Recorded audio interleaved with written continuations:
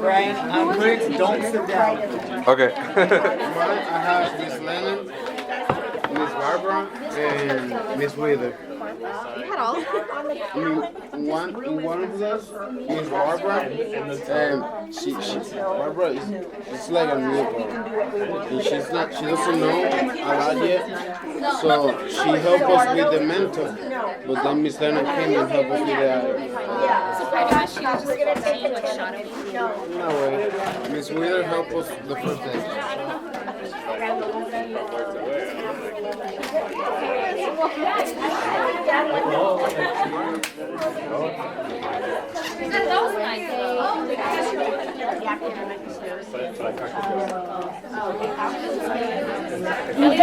Okay. Oh, sorry. Perfect. It's giving me great grief. Yeah, us too. Yeah, I know.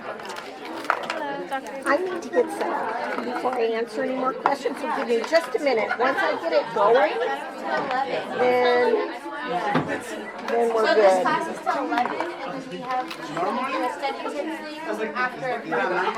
Normally gonna be 12:11. Yes, it ends at 11. Yeah, she said that's the academic year.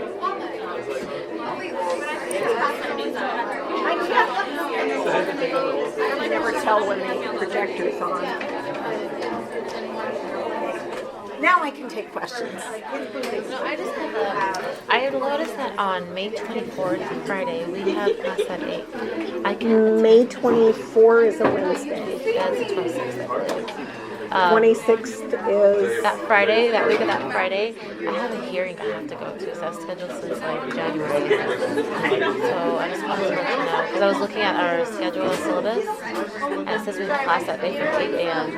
And I have to go On to the a hearing. 26th, actually, So one of the days that we start at 8. the 26th is not one. It's a 9 to noon. It's going to be a 3-hour lecture. We have a guest lecture coming that day. So that, I posted things before I heard back from my guest lecturer. Oh, here it says Friday, May 24th. Oh, that's another typo. Oh, that's May 24. I thought you said April 24. No, Friday, May 24 is, we start at 8 a.m. That's the day of the pinning. That's the Friday before graduation. And you guys have lots of things to do to get ready for that pinning in the evening. And I have an event at 11 to go to that I'm supposed to line up for the quarter tunnel with the graduating dental students, and so we have to start early. Oh no, I'm just saying I can't be there that day. Well, you're going to miss some exciting things. I know, but I have no option. I know, so that's fine, but I just want to let you know. just send me an email. I need to have a written record of it. Okay, alrighty, thank you. That's not a good one to miss. Are you going to be back in time for the pinning? Is pinning for us? Pinning is for the seniors, like you guys do a bunch of things related to that. I'll see if I can I gotta reschedule get it. this booted. It's still not. Alright, thank you, Professor.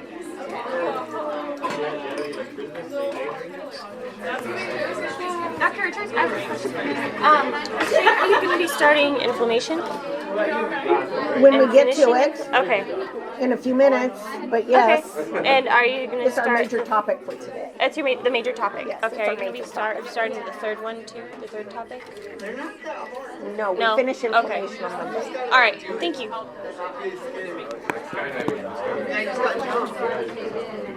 That's mine.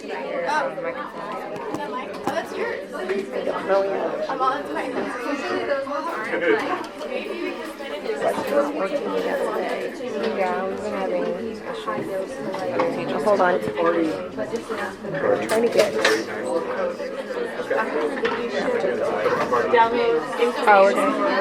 okay. I'm gonna try.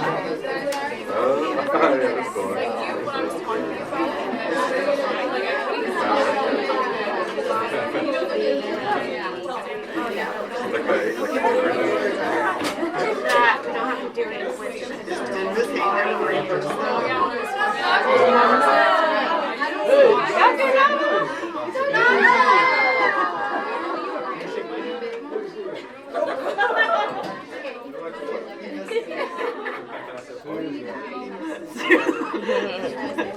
Good? Dr. Richard.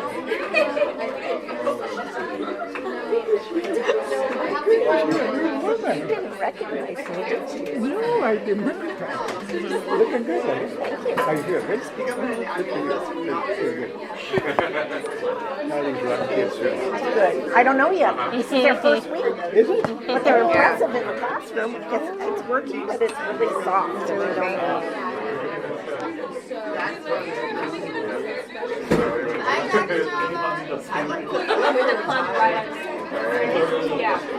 I'll All right. Yeah. Do you want me to call someone, or you're fine with it? I'm fine with it. Okay. All right.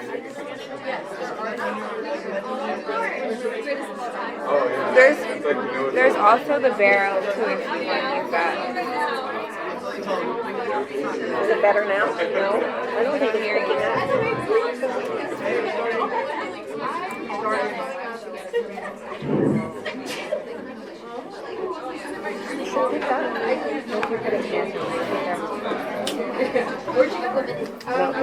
Does it pick up at all? A little bit? A little bit. Now does it pick up? A little bit?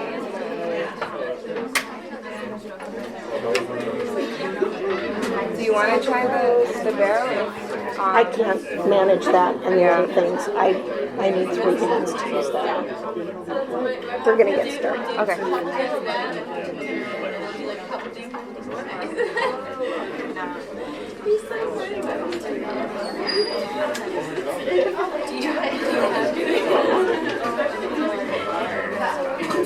All right. Can you hear? Is the mic picking up at all? A little bit? A little bit. I have it like cranked all the way up on here and down here. I'll crank it a little more. It's up as high as it goes. I don't know. Let's start with a word of prayer. Gracious Heavenly Father, we invite you to be with us today. We invite you to guide our thinking so that we can learn much that will help us take excellent care of the patients you send to us. And I pray for the students over the weekend that you will keep them safe and sane and healthy and bring them back next week to do things all over again. We love you so much, and we are so grateful that you love us as well. In Jesus' name I pray. Amen. So I am trying to get this to send. There we go. All right. I am trying to do Panapto. So we'll see how this goes. I've never used this laptop for it, so. We are still in our discussion of disease as it starts on a cellular level. And I have too much light in here, so we're going to dim a little. We did not quite get as far as I wanted to get last time, and so we need to get a little bit of a move on here. When we left off, here we were. We were talking about how disease starts at a cellular level by the cell encountering excessive physiologic stresses or maybe truly pathologic stimuli. And there are 3 typical patterns of response that it can have. The best one is adaptation, and we talked about the 4 major types of adaptations being hypertrophy, atrophy, hyperplasia, and metaplasia. And those are changes that the cell can make so it continues to at least survive, but it's going to have an altered range of homeostasis. In which of those responses does the cell lose the most function? Which adaptation does the cell lose the most function? Irreversible injury. That's not an adaptation. These are adaptations. Which one do we lose the most function? Metaplasia. Atrophy. Because we're dismantling all the functional parts of the cytoplasm, or lots and lots of them, in order to survive. So typically atrophy, we lose the most function. We gain the most function with hypertrophy. Hyperplasia and metaplasia tend to be more protective. So they're different functions, but not necessarily losing or gaining. They're just different. So that was adaptation. And then we talked about outright injury. The best one is a reversible injury, which is often acute in nature, starting quickly, not lasting very long, and the cell recovers.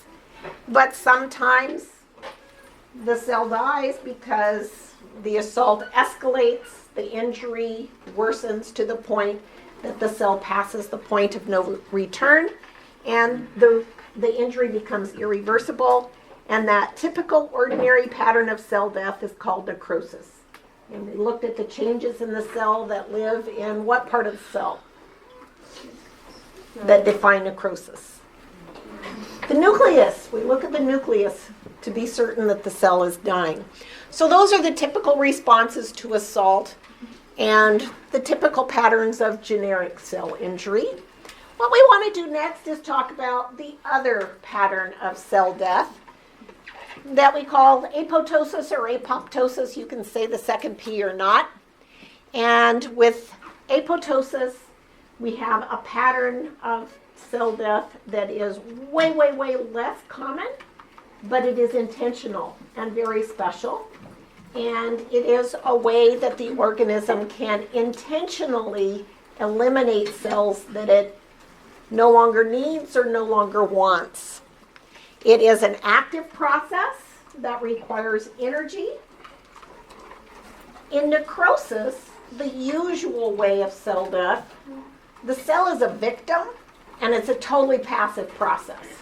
Everything's acting on it beyond its control.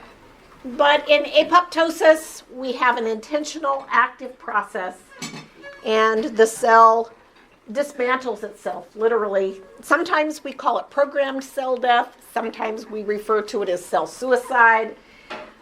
I think considering all the events recently and all the hype in the news about suicide in general and the increased suicide rate, maybe we don't want to think about cell suicide being a good term. But that is a term that has been used for it. I want you to call it apoptosis. So just like some of the other changes that we have seen in cells, apoptosis can be a physiologic event or a truly pathologic event associated with a disease state. And we have some examples.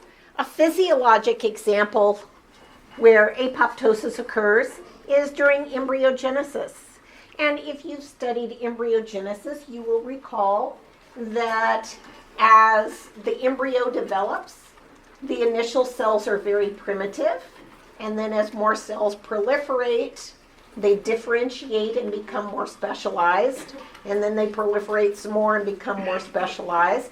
But we still have leftover primitive cells, and we need to get rid of the primitive cells when they're no longer needed, and the way we do that is through apoptosis.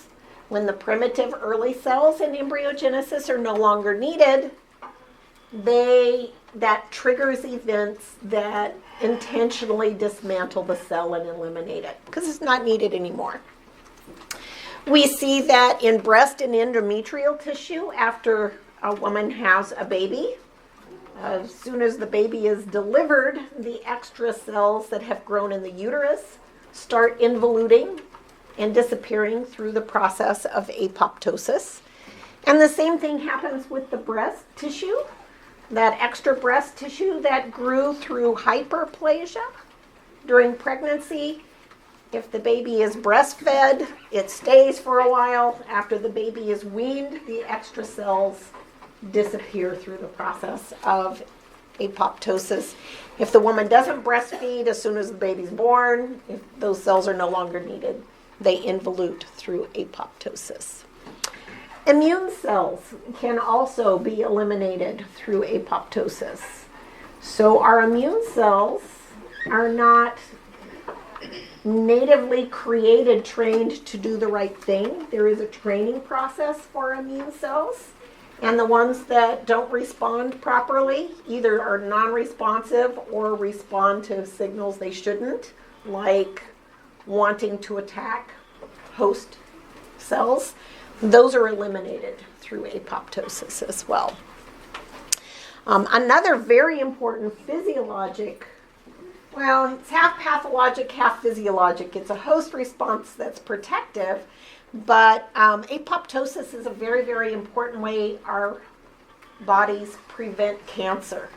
So when we have cells that are starting to grow abnormally, that are in that pathway to becoming cancer, they can be triggered to dismantle and self-destruct through apoptosis.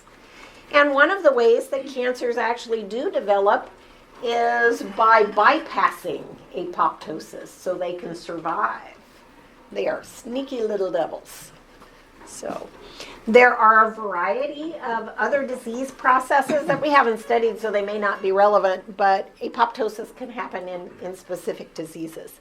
One of the ones that happens in the mouth that has apoptosis is lichen planus. We will get to that in a few weeks, about toward the middle of the class. So we even see it in oral diseases. So that's apoptosis. Apoptosis can be recognized under the microscope by its morphologic changes. And you will recall that with necrosis, the normal cell developed changes in the cytoplasm because we had a reversible injury first. Usually we see cellular swelling where the cytoplasm and organelles take on water. And then when the injury passes the point of no return, we see changes in the nucleus. This is a pycnotic nucleus that's starting to undergo karyorrhexis, and the whole cell is falling apart. So that's necrosis. Apoptosis looks a lot different. In apoptosis, one of the first things that happens is that the nuclear proteins condense and they start lining up at the edge of the nucleus. And then the nucleus does something very interesting. It fragments. We see some red changes that don't really show up here very well, but usually the cytoplasm turns red as well. But the nucleus doesn't fall apart into chunks. It divides into pieces. And every part of that nucleus is contained by a membrane, so it's intact.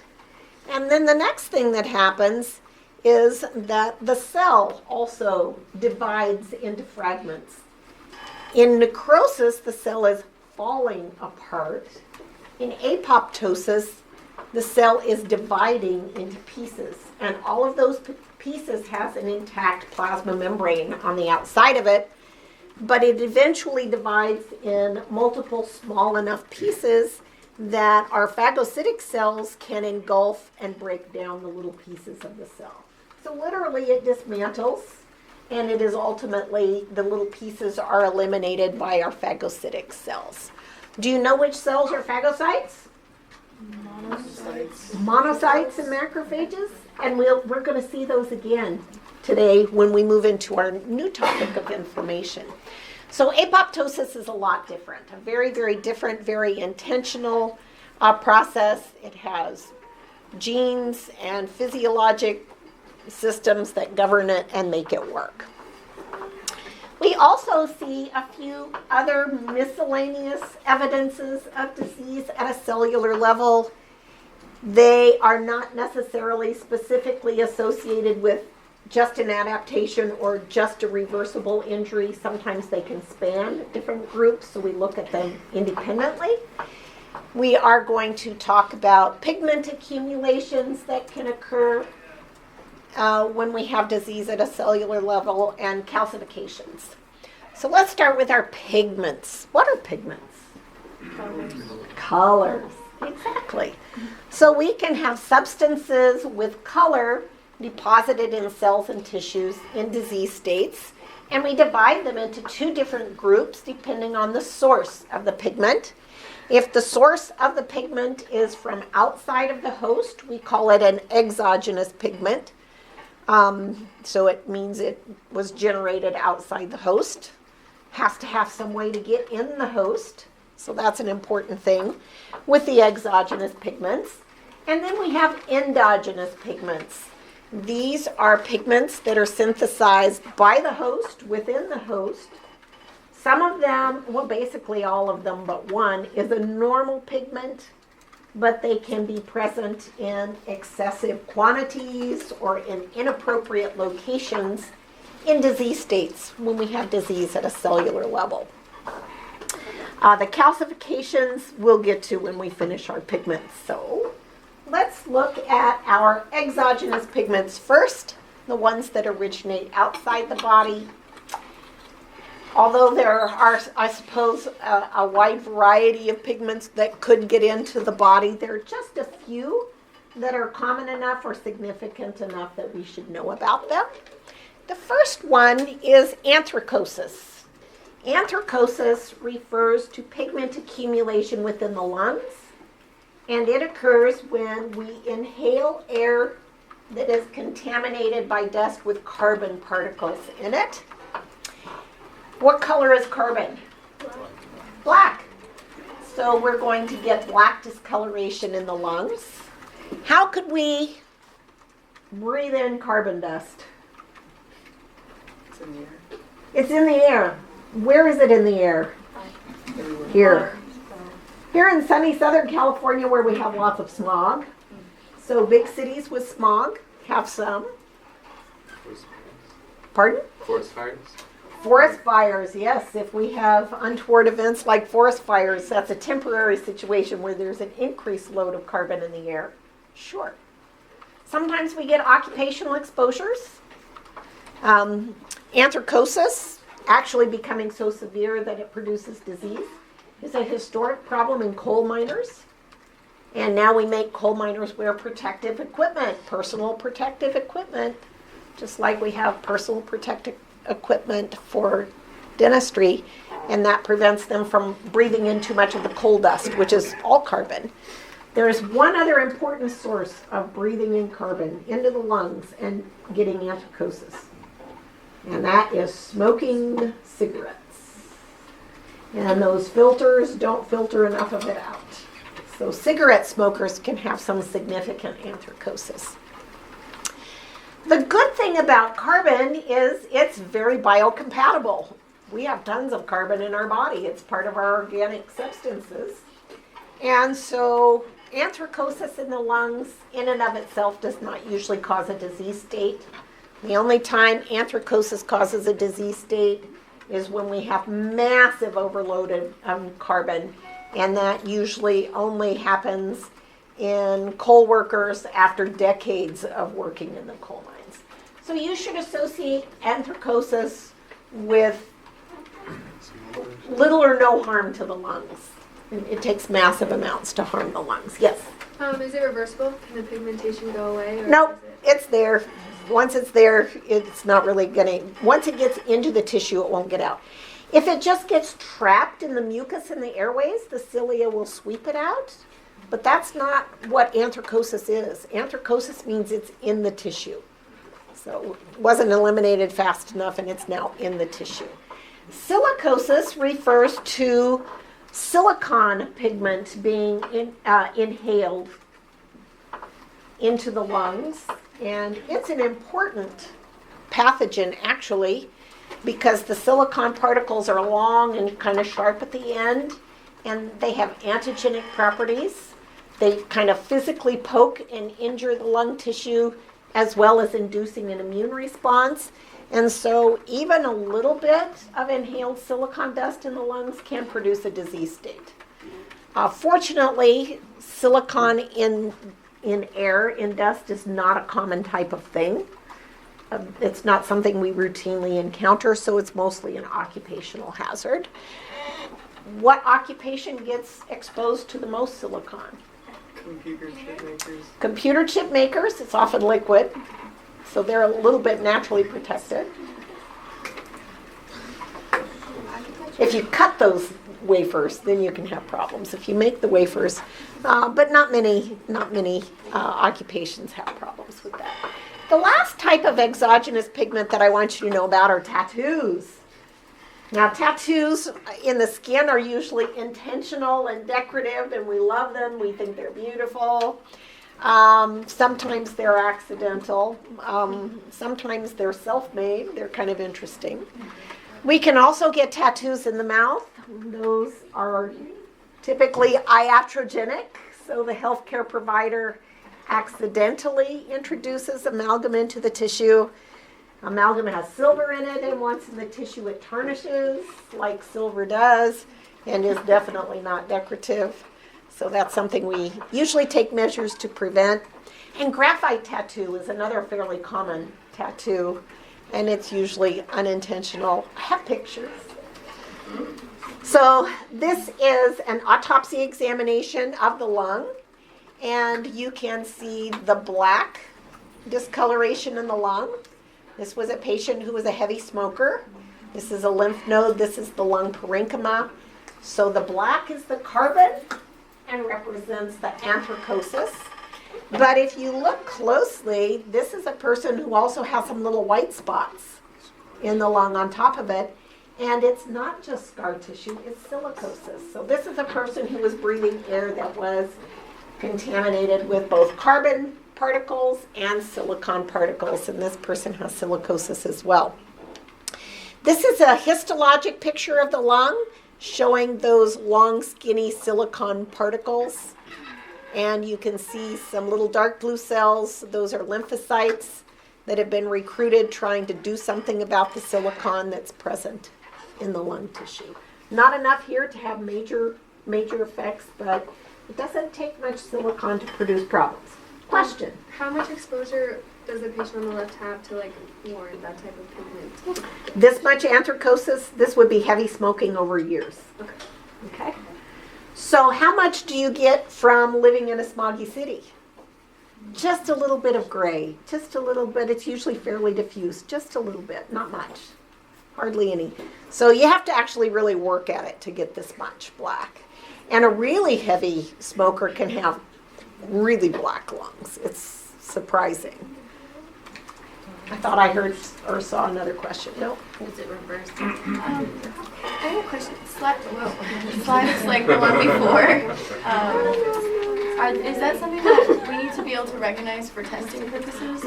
For the general pathology section, we don't have any pictures in testing. None whatsoever. They're just written questions. Okay. So you need to know about it, But not actually see it for testing purposes. Question? For the anthracosis, is it caused by the yellow dust? Did you ever heard?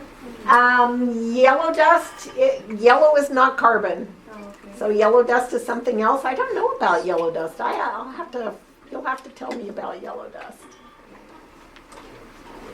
I know of orange dust from iron, but I've not heard of yellow dust. So these are some interesting tattoos. I actually found the one on the left online by accident. And if any of you are SDA, you know who that is. And why anybody would do that, I have no idea. That is so bizarre to me.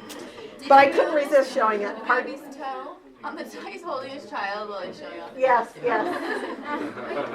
just, I don't know who this person is, but I think they have a screw loose, just personally. That's my opinion. So. That's Ellen White.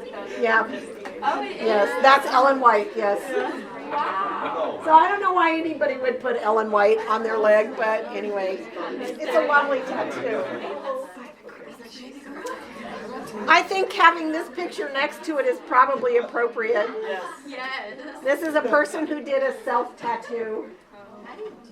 And, and put insanity inside his lip. So that's a little weird too. You hear about prison tattoos a lot that are self-inflicted and inflicted on inmates by their other inmates. But anyway, those are some interesting tattoos. And I brought some amalgam tattoos. Most of the time when we get amalgam tattoos, it's actually when we're removing an old silver filling. And that is often in preparation for a crown. And if you slip with a burr or you scrape the tissue with a high volume suction tip, it can abrade the surface just enough that some of that very fine dust that's flying off the burr can get introduced to the tissue. So we can see it in the floor of the mouth, we can see it in the cheeks, we can see it in the gingival tissue. I love this old picture. Before composites, people with no money and couldn't have nice porcelain crowns had class 5 amalgams placed in the anterior segment. Unbelievable. And there's a lovely amalgam tattoo. And the amalgam particles are typically very, very tiny. They're actually microscopic. The silver breaks down into little tiny pieces. It accumulates in macrophages, and it actually stains individual collagen fibrils. So it's not very pretty, so we want to prevent it. Usually it's in the back. These are graphite tattoos. We get graphite tattoos from pencil stabs. Had a boyfriend in high school. I gave him one by accident. Holding a pencil, holding books by the lockers, and I heard my name, and I turned, oh, who's calling me? Right in his arm, yes. He has that lovely tattoo to this day. And there's another one. You can get them in the mouth if you're not careful. I've never stabbed anybody in the mouth. I just want you to know that. But, were they eating the pencil? Pardon? Were they eating the pencil? No, maybe. Who knows? These are usually accidental, and crazy things can happen. Yep. So, exam week, chewing on pencils, slipping. Who knows? But sometimes we do see graphite tattoos. What is graphite made out of? Carbon. So they're going to be black. We move on to our endogenous pigments, the pigments that are made within the body. And we have several types. The first two are blood-derived pigments. They come from breakdown of hemoglobin. And when hemoglobin breaks down, it first liberates bilirubin, and then bilirubin is converted to bilirubin, which is soluble, goes into the bloodstream, carried to the liver, is processed and eliminated in the bile. It's why bile is green. If you have too much bilirubin, you will jaundice. And normally people don't turn green when they jaundice because it would take an awful lot of bilirubin to do that. So just a little bit of this pigment turns you yellow. Where do you look first to see if a person is jaundiced? The eyes, the sclera of the eyes. And that might be the only place you see it in mild jaundice. I saw a baby at the pediatric office once when I had my son in for a well baby check, and it was a newborn that was orangish from so much bilirubin. Next would be green, so that was a very sick baby. But jaundice occurs due to liver diseases, overproduction. There are lots of different things that can have excess production of bilirubin. When we have breakdown of hemoglobin, hemoglobin contains iron, and the bilirubin part is the soluble part that's broken away. The part that's left behind that has the iron molecule is called hemosiderin, and it is usually engulfed by macrophages, which enter the bloodstream and carry it back to the bone marrow, where that iron is reprocessed to make new red blood cells with hemoglobin in them. But hemosiderin is, because it has the iron, is kind of a brown color, reddish brown. In small quantities, it has a yellowish appearance, but a little bit different yellowish. So it stays in the tissue. Sometimes we see hemosiderin deposition in parts of the body where we've had a major hemorrhage into the tissue, and that blood has to be broken down and removed, and it can leave some hemosiderin behind for a while because it takes a lot longer to eliminate the hemosiderin. Melanin. So what is melanin? It's that beautiful pigment that gives us beautiful skin and hair and eyes of all kinds of different colors, and we associate melanin with beauty and our unique appearances. But we can have disease states where melanin is present in excess amounts and inappropriate amounts. So I thought maybe we should look at those with pictures. And lipofuscin. We already mentioned lipofuscin pigment. It's that wear and tear pigment that is left over from breakdown of damaged organelles in the process of autophagy. And it usually has a golden brown color. So this is a patient who has hemochromatosis, which is a disease that's associated with excess storage of hemosiderin from normal red blood cell breakdown.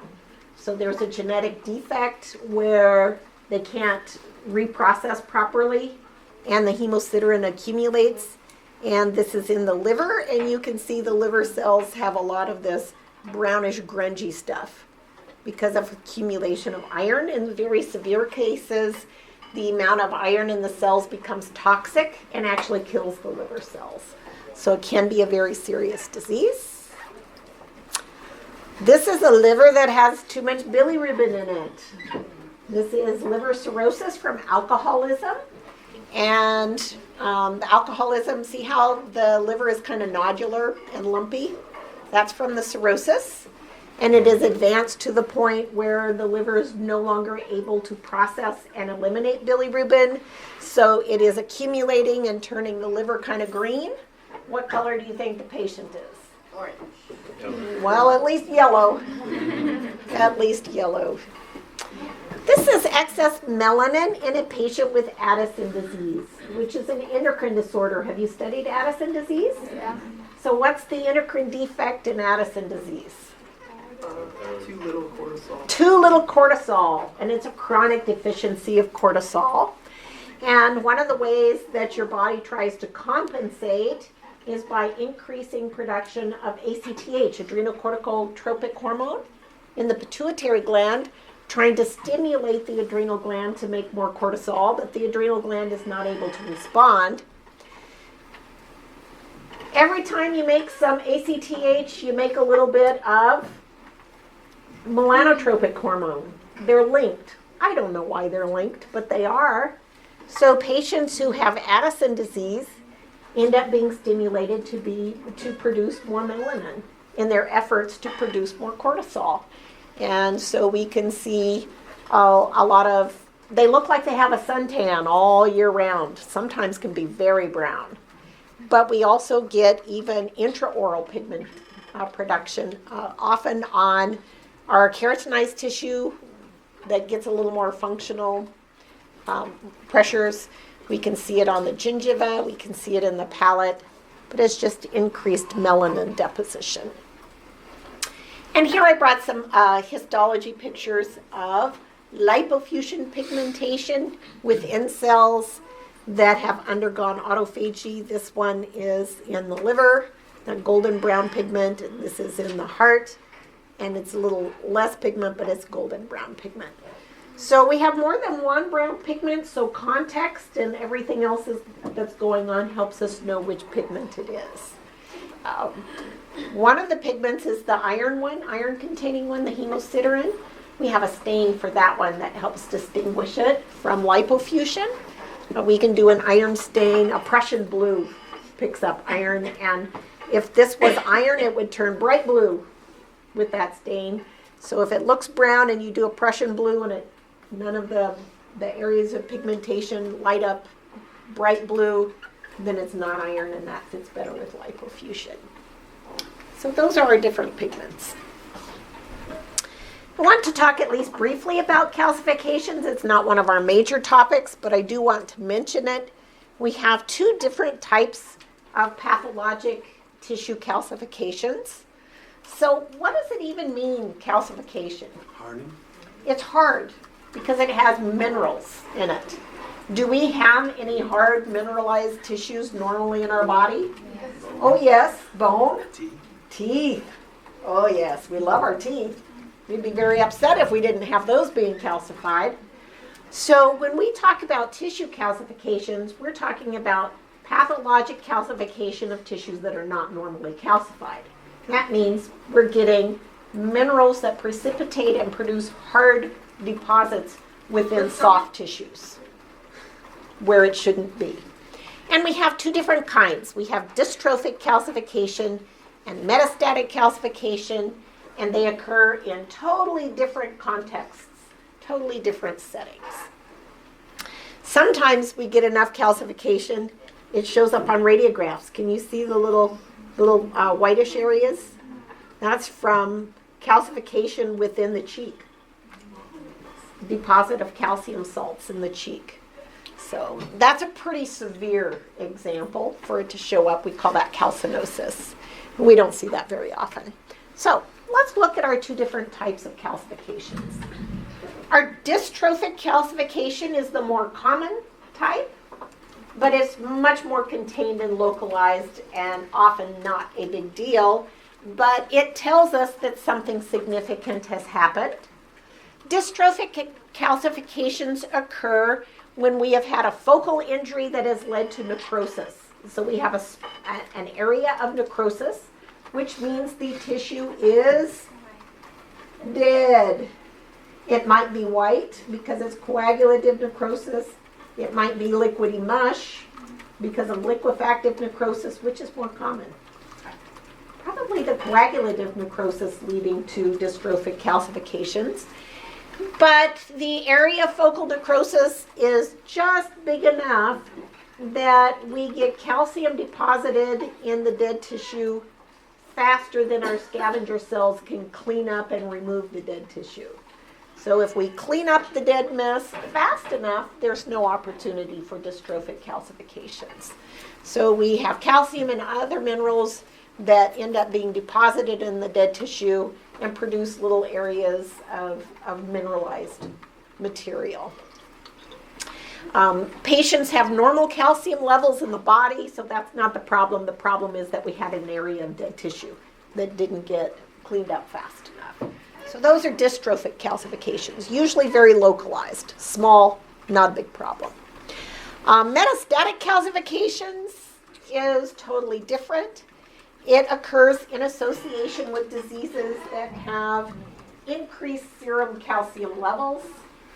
Sometimes this is because of hyperparathyroidism, which induces excess liberation of calcium from the skeleton. There are a few other things that can do it, but I think you're probably aware from physiology courses that we have a very narrow range of normal serum calcium levels for proper function, for neurologic function, and for muscle function. So if we have elevated serum calcium levels, the body works very hard to get rid of that excess calcium. And one of the things it'll do is just throw it into the tissue, living tissue, where it precipitates. So metastatic calcifications, the underlying problem is too much calcium in the bloodstream, and it gets deposited in living tissue and precipitates. And depending on how chronic the underlying disease is and whether or not it can be treated promptly, these metastatic calcifications can become very extensive throughout the body. And that's when we see calcinosis and can see it even on dental radiographs. So not a common thing. Dystrophic calcifications, common. Metastatic calcifications, not so common. And that's it for our disease at a cellular level. And we move on to our new topic for the day, which is inflammation. Raise your hand if you've never heard of inflammation. Yeah, that's right. We've all heard about it. So we are going to study something that we've heard about, but we may not know any of the details or enough details about how it works. So we're going to get educated. So it turns out there's more than one kind of inflammation. Major types of inflammation are acute inflammation and chronic inflammation. And our major focus is acute inflammation, and that is because it is the universal, immediate, generic response to tissue injury. We just finished talking about how disease starts with injury to cells and tissues. So we're now moving on to our host response to that injury, which is acute inflammation. What does the word acute mean? Small. Fast? I like fast. Things that are acute are things that happen quickly and are usually very short term. So acute inflammation is a proper name for this because acute inflammation is a process that develops quickly, gets the job done when there's been an injury, and then it's done. So it's usually a fairly short-term process, but it does develop very, very quickly. And one of the most common things that initiates acute inflammation is tissue injury. Not every tissue injury will induce acute inflammation. Usually the injury has to be sufficient to have at least some necrosis, at least some cells that are killed, or damage to the extracellular matrix framework between the cells. Inflammation is a protective host response. Its intention is twofold. One is to neutralize the assault, which sometimes it can do and sometimes it can't. So whatever is causing the injury needs to be stopped, and sometimes acute inflammation can do that. Typically, it is able to neutralize the assault when the assault is an infection. It's usually pretty good at stopping infections, some other things not so much.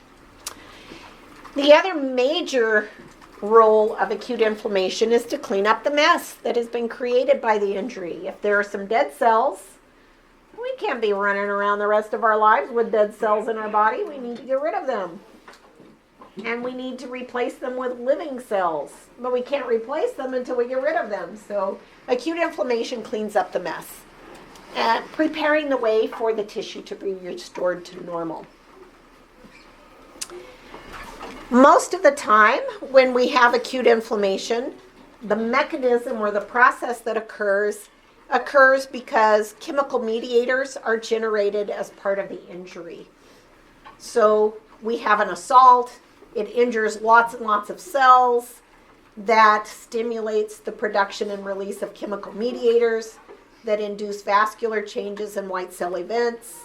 And we kind of have this reinforcing cycle and some back and forth things. So that's usually what happens. Vascular changes are a very key part of our acute inflammatory response. And if the injury also damages nerve cells in the area, nerve cells can directly stimulate some vascular changes. But for the most part, it's chemical mediators that are generated that control and regulate the acute inflammatory response. And we want to look at the process itself. And the major parts of the process are those vascular changes and white cell events. And after we look at the process, we'll come back and talk about some of the chemical mediators that are involved, some of the major mediators that guide and direct and control the acute inflammatory response to injury. Question, I see it on your face. No? Okay. Sure looked like a question to me. Question face. Question face, yes. There must be an emoji for that. This is kind of a quick and dirty overview diagram of acute inflammation. We have the assault that injures the tissue, and the first part of our host response are the vascular changes. The vascular changes involve changes in caliber of the vessels that affect blood flow through the vessels. The major change is vasodilation, which means the vessels get larger in caliber, which allows more blood to flow into the area of injury. The next thing that happens with our vascular changes is that we get changes in the wall of the vessel, so it becomes leaky. We have increased vascular permeability, and that allows things to leak out of the vessel that normally are contained within the bloodstream. That leads to fluid accumulation in the tissue.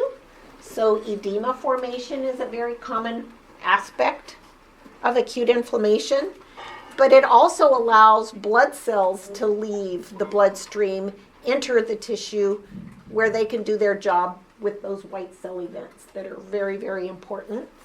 And what's left behind doesn't have much fluid and doesn't have all the cells, so it kind of slows down and we kind of have sluggish moving blood left behind. So in my quick and dirty diagram, what's going in this direction is what's happening inside the bloodstream, and the things that point out are things that are changes in the tissue outside the blood vessel. But we do want to look more closely at our vascular changes and our cellular events. So we're going to look at them in order, and you should know the order of events that occur because they're kind of important. This shows the normal microvascular unit because acute inflammation, the vascular changes happen in that microvascular unit. The arteriole leading to the capillaries, leading to the venules, that little tiny area is where we get the changes that are characteristic of acute inflammation. In some injuries where nerves are affected, we can have a very, very fleeting vasoconstriction response. That could be useful if we have hemorrhage as part of the injury, because vasoconstriction will prevent excess blood from being lost until the blood vessel clots. But we can see that with regular injuries too, but that really is not representative of the basic response for acute inflammation. So I put it in parenthesis. It's a sometimes happens, and it doesn't last long enough. I mean, it's over in seconds. And so don't count that. Just ignore it. We know it happens, but just ignore it. Very quickly, we move on to the representative change in caliber of the vessels, which is vasodilation. In addition to having vasodilation on the arteriolar side, and it then can move into the venular side, we have opening of the capillary bed. What does that mean? Not all of your capillaries are functional all the time. They actually close off. They are on lunch break. But when we have acute inflammation, chemical mediators tell every single capillary to open up.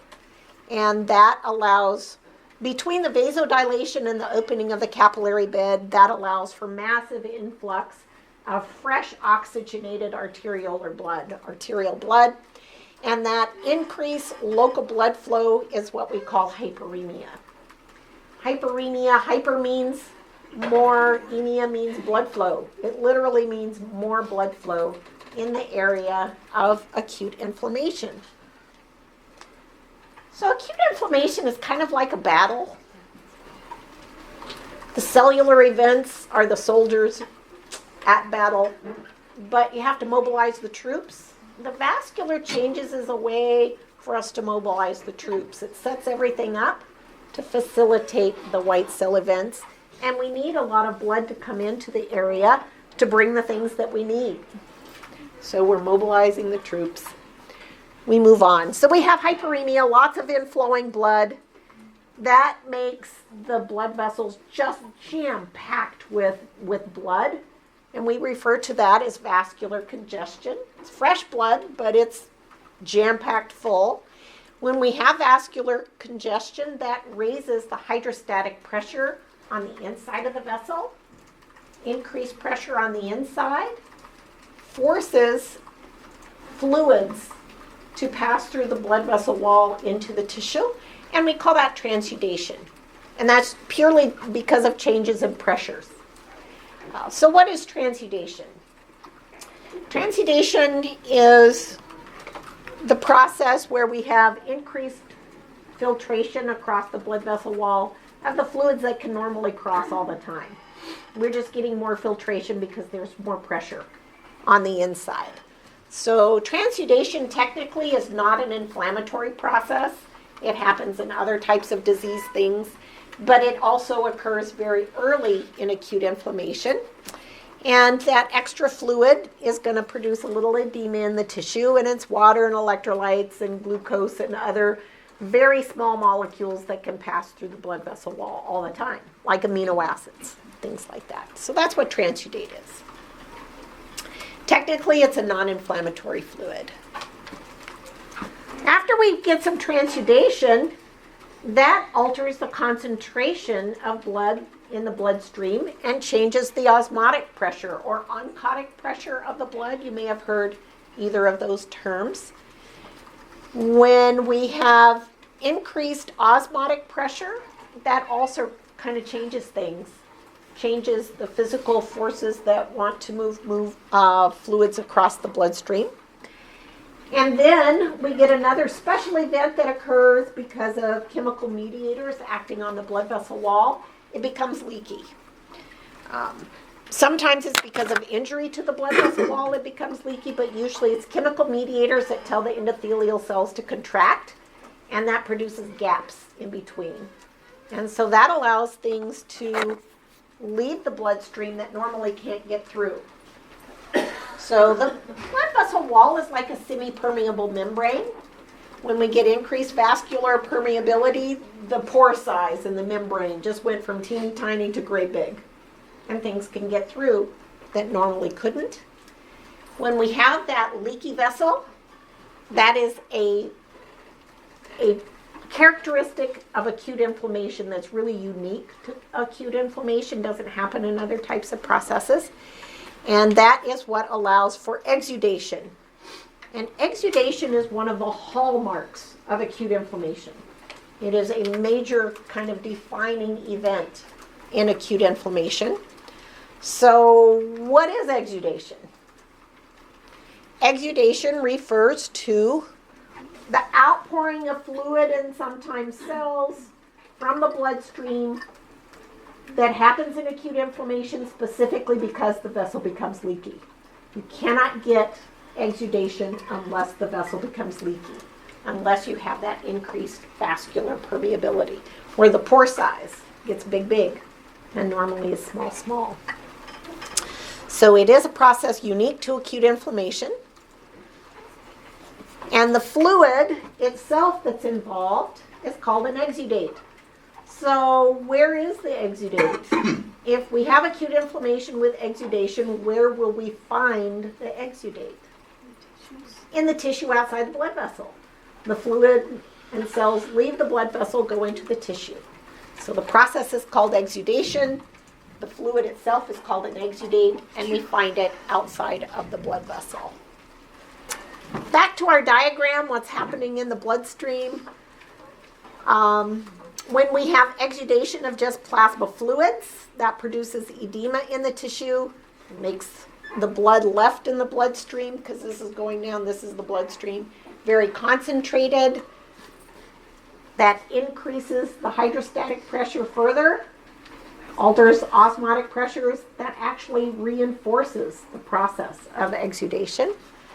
But it leads to very, very, very thick, viscous blood left behind that doesn't move very fast, so we get stasis. Sometimes we even get stagnation. In an area of acute inflammation, the blood flow can stop. It loses so much fluid into the tissue, it's what's left inside the blood vessel just stops moving. It doesn't have enough fluid to lubricate it. So stasis means that we have very slow moving blood, very, very slow. Dragging its feet, not moving very much. Once we have stasis, that allows the situation to change so cells can get out of the bloodstream, and that's when we get to our white cell events. And white cell events are the other major part of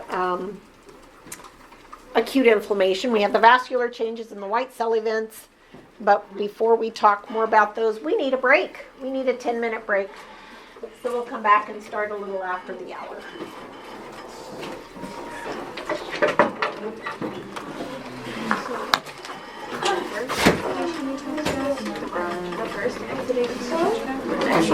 Yes. Oh, question. Yeah. I think I was asking. Sometimes my head come visit.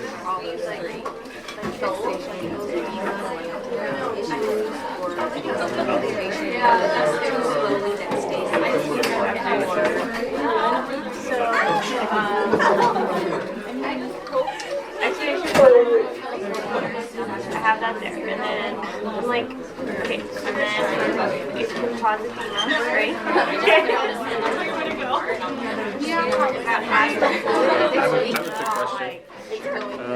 I need some lights before I fall asleep. So, and then it goes to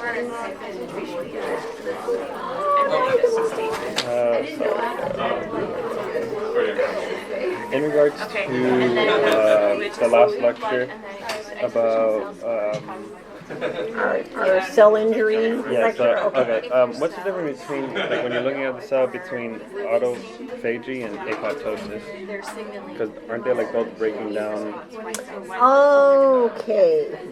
So white blood cell. And autophagy, the cell isn't breaking down, but we have damaged organelles that are isolated, and those are digested and broken down internally within the cell. So how would you be able to differentiate that from the cell actually destroying itself? Like in apoptosis? Because the overall cell isn't changing and disappearing or falling apart. Okay. It's something that happens literally on a microscopic level within the inside of the cell. Okay. Where individual little tiny organelles are surrounded by a membrane that fuses with lysosomes that digest it away. So it's very controlled and contained. Okay. And usually the only way we know it has even happened is because of the accumulation of that lipofuscin pigment over time. Okay. If it's happening on a regular basis. So without the lipofuscin pigmentation, You wouldn't even know it happened. okay. So for that to happen, that would be the autophagy. Right. Okay. And so the other things like apoptosis or necrosis, they are very overt. Okay. You can see them very easily and know they're happening when they're happening if you look microscopically, because they produce really obvious changes in the Okay, cell. makes sense. And also, in regards to this lecture, what's an example of like cellular, like release of chemical mediators? We haven't gotten to that. You Okay. just need to know that at this point that chemical mediators are kind of guiding and directing these processes. Okay. And when we get to the mediators, after we talk about the process and you see what they do, it'll make more sense. Okay, all right. There's just no good place to start. You have to start somewhere and you don't know the whole thing yet. So. Okay. And this order of events, I was trying to make it flow, but it's not as nicely as neat as yours. So, That's why I'm trying to get it on Synapto so you can see it. okay. But I guess if we just follow it. If you kind of know where it starts and then know where it Where it goes, ends. that Okay. does very well for us. Okay, sounds good. But it occurs in a very logical sequence. Yeah, makes sense. Okay, thank you. It builds. Yeah.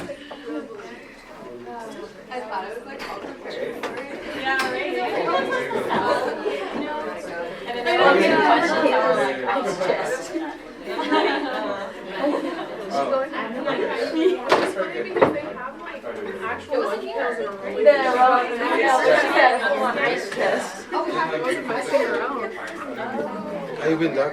Pretty good. How are you? Really good. Glad to hear it. So, how you got into this subject?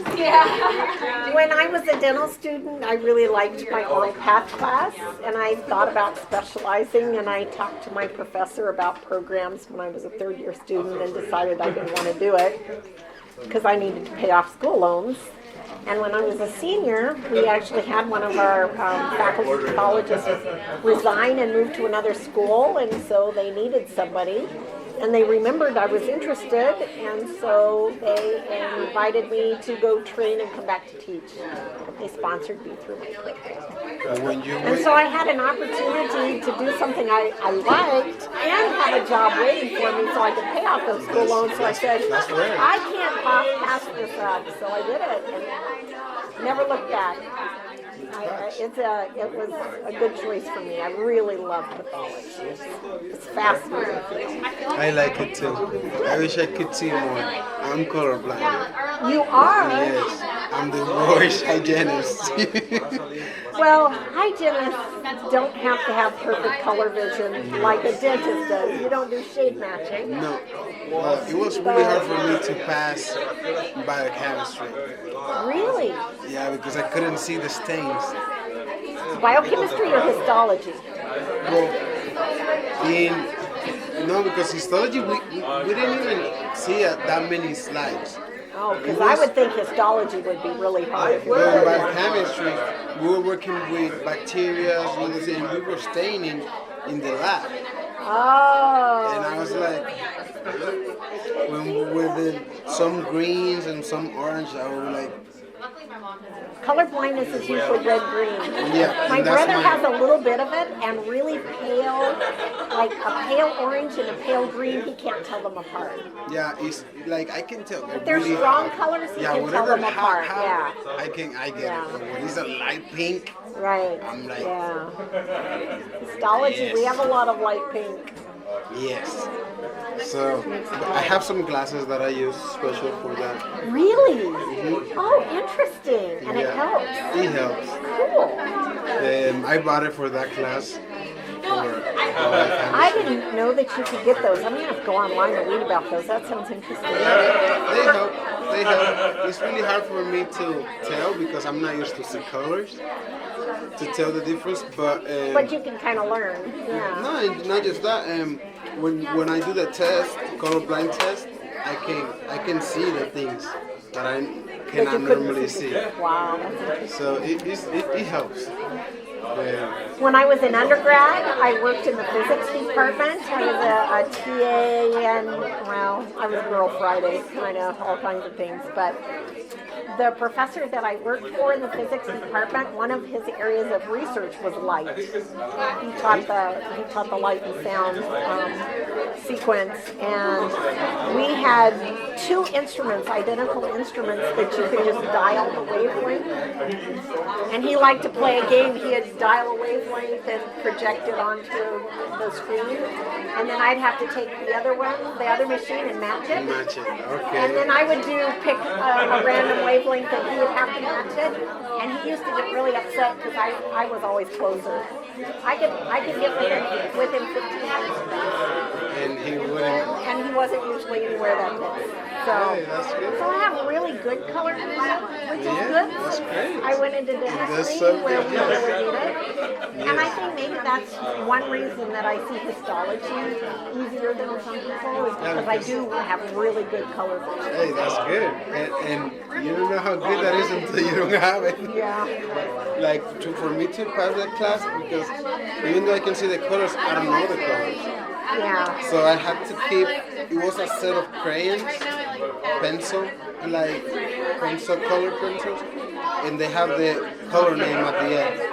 So I kept those, and when I was taking, I was sliding, and I was seeing, and I can compare. Wow. And that will help me. Oh yeah. It's just you're learning colors a very different way and much later in life than most people. Yeah. Wow. But it's good. It's good.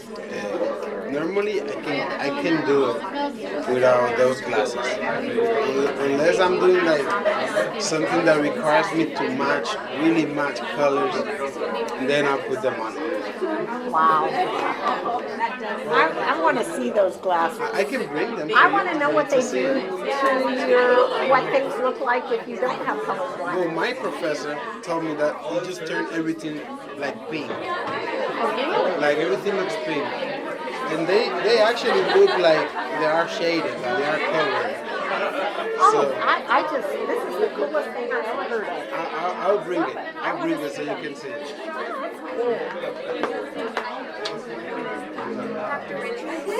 Do you have snacking in class, or would you prefer? I do not like snacking in class. I like snacking in breaks. Okay. All right. It's very distracting to people around. Yeah. Okay.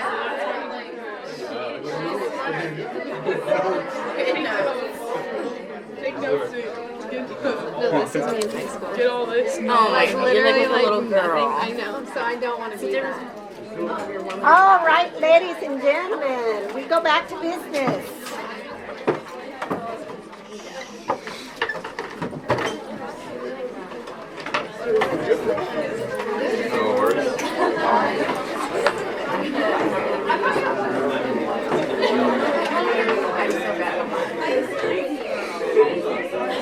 I would like to remind you, if you did have your cell phone out during the break, that you do need to put it away in your backpack on the floor and not in your pocket.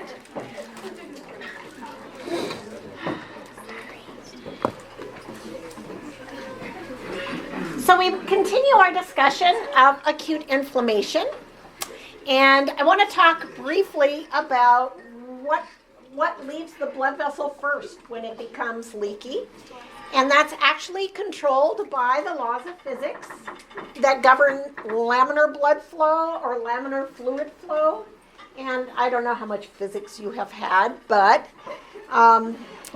when we have a fluid that is traveling through a tube and it is not homogeneous, it has particles of different mass, those particles line up in a gradient so that the largest mass is in the middle.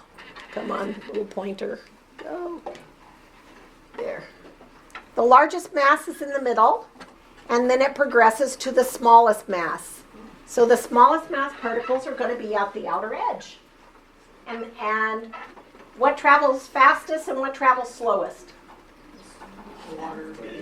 The big one in the middle are traveling the fastest, and then it gets slower as you go to the edge, which is kind of interesting.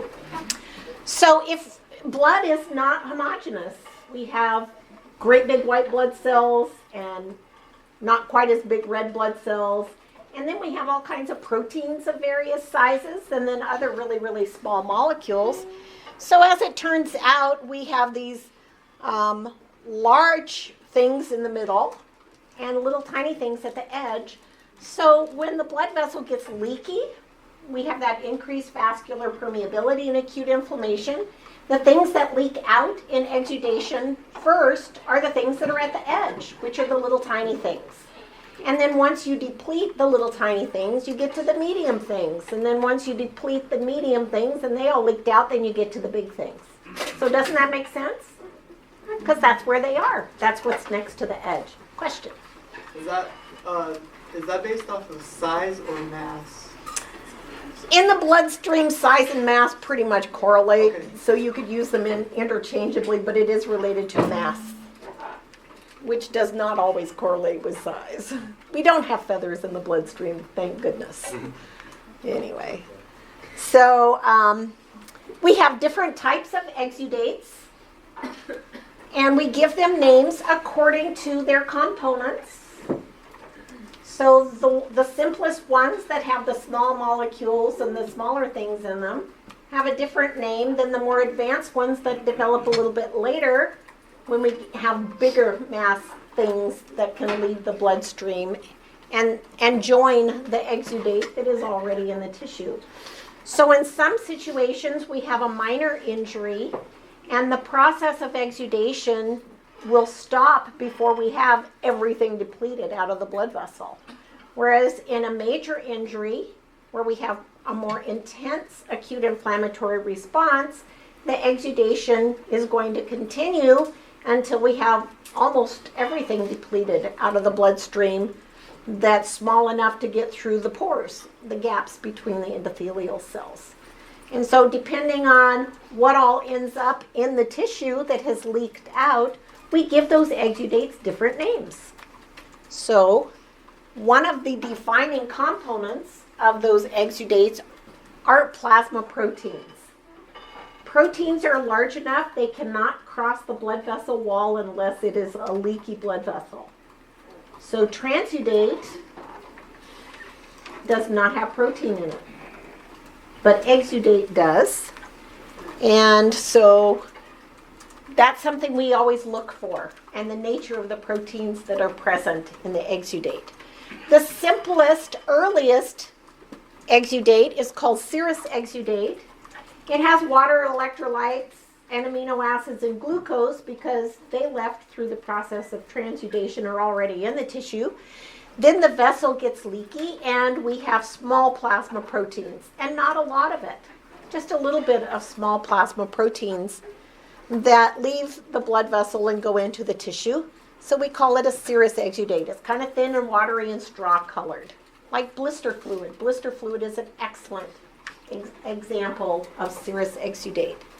Occasionally, the serous exudate will contain a few red blood cells that leak out. Sometimes they manage to do that. So the fluid gets tinged a little bit pink. We call that serosanguinous exudate. It's not typical, but sometimes happens. It's not one of our major types. Another major type of exudate is fibrinous exudate.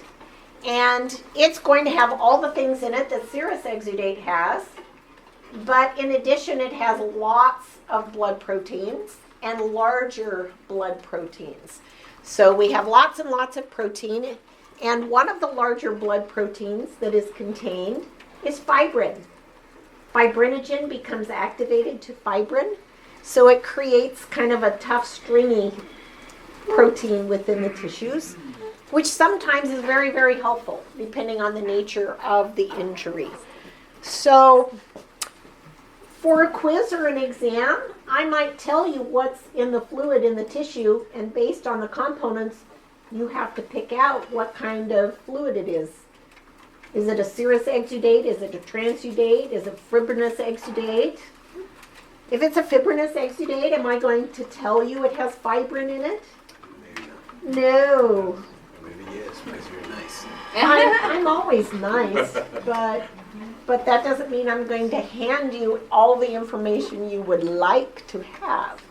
So what do you need to have to know that it's a fibrinous exudate? Since I'm telling you right up front, I'm not going to tell you there's fibrin in it. Large proteins and abundant proteins. A lot of protein and large proteins. So that's what you look for. That's how you know it's a fibrinous exudate. The most fully developed exudate is called purulent exudate.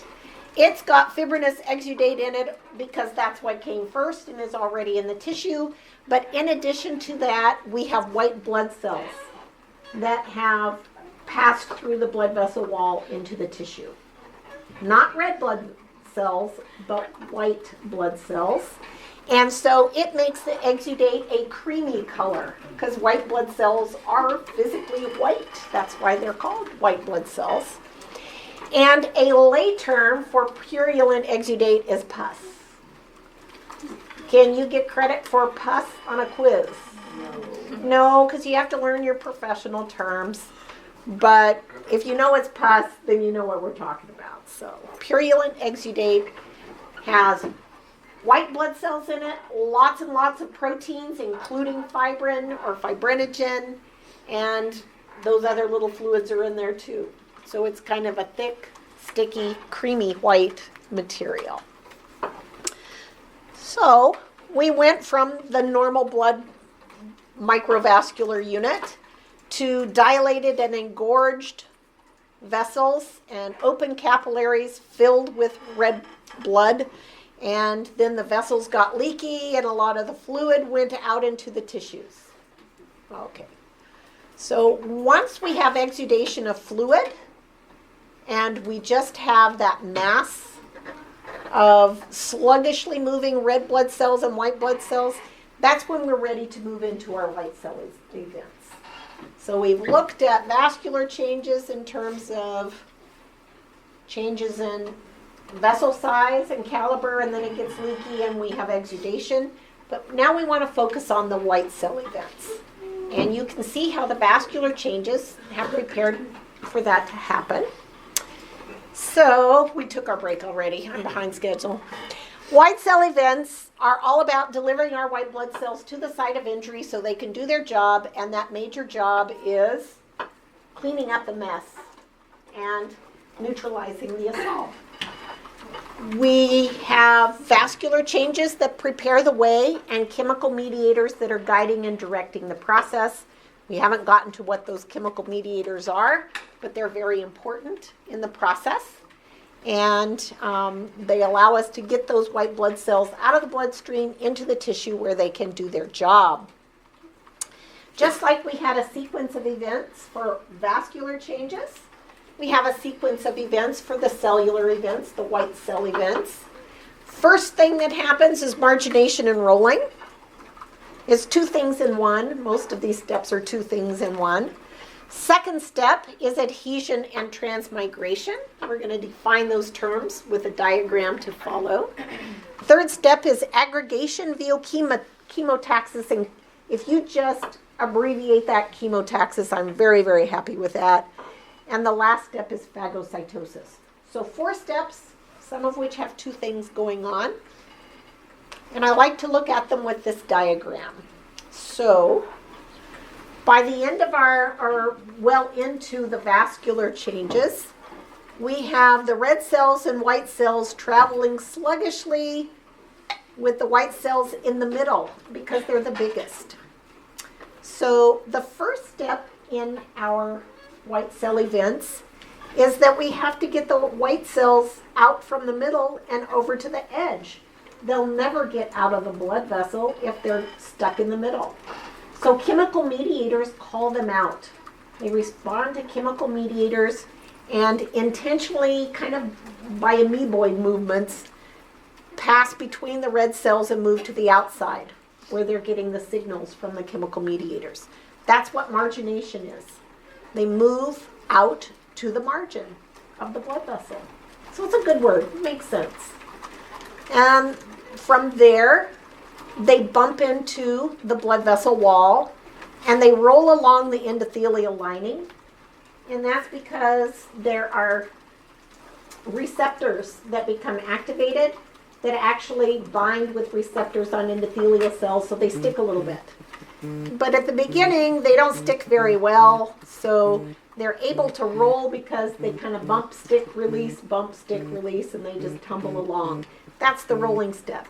So that first step is the margination, moving out toward the edge and bumping along and rolling along the inside of the blood vessel. When we move into the second step, which is adhesion and transmigration, the white blood cell sticks very firmly to the endothelial lining of the blood vessel, and that's because of activation of other receptors that allows the white cell surface receptors to bind to surface receptors of the endothelial cells, and it sticks very firmly and it doesn't let go. And so it is now trapped in that position. The one thing I don't like about this diagram is it doesn't show any gaps between the endothelial cells, but they are there. There are gaps. And so the second part of stage 2 is transmigration, which is where the trapped white blood cell squeezes between the junctions of the endothelial cells and passes through the blood vessel wall. So it's kind of like crossing border control. You're going from the country inside the blood vessel to the country outside. So you have to pass through border patrol, whatever it's called. What is it called? Border control? Something like that. It's the border. It's passing through the border. So once it pops through and is on the outside, stage 2 is done. Stage 2 is done. So the third stage is our chemotaxis, and chemotaxis refers to the intentional directional movement of the white blood cell from its new position outside the blood vessel through the tissue to get to the site of the injury, because the injury might be a little farther away. It isn't necessarily immediately outside the blood vessel, so the white cell has to get there. How does it get there? It follows a gradient of chemical mediators that have diffused away from the site of injury and can be detected by the white blood cells. So the white blood cell will make a beeline to the site of injury where it does its job, which is step 4, which is phagocytosis. So this is my diagram for chemotaxis. The white blood cells actually have receptors for a variety of chemical mediators that can be generated at the site of injury. So if they're generated here and they diffuse through the tissue, the farther away they get, the less concentrated they are. Does that make sense? Sure, they're fewer and farther between. So those mediators can bind with receptors on the white blood cell surface membrane, and the cell moves around, jiggles around, until it finds the direction where, when I move this way, I have increased binding with mediators. I'm moving toward increased concentration. If the white blood cell backs up and goes the wrong way, I have less binding. Oh, that's the wrong way. If it goes this way, it's equal binding. Oh, that's the wrong way. So it readjusts and it moves the direction of increased binding, increased concentration of the mediators.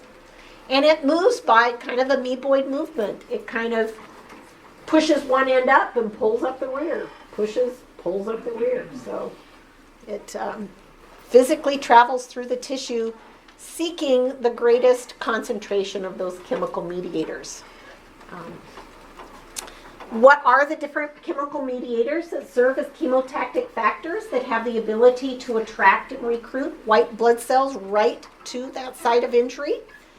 Well, there are quite a few of them, and regardless of where in the body the injury is or the nature of the injury, at least one of these mediators will be present.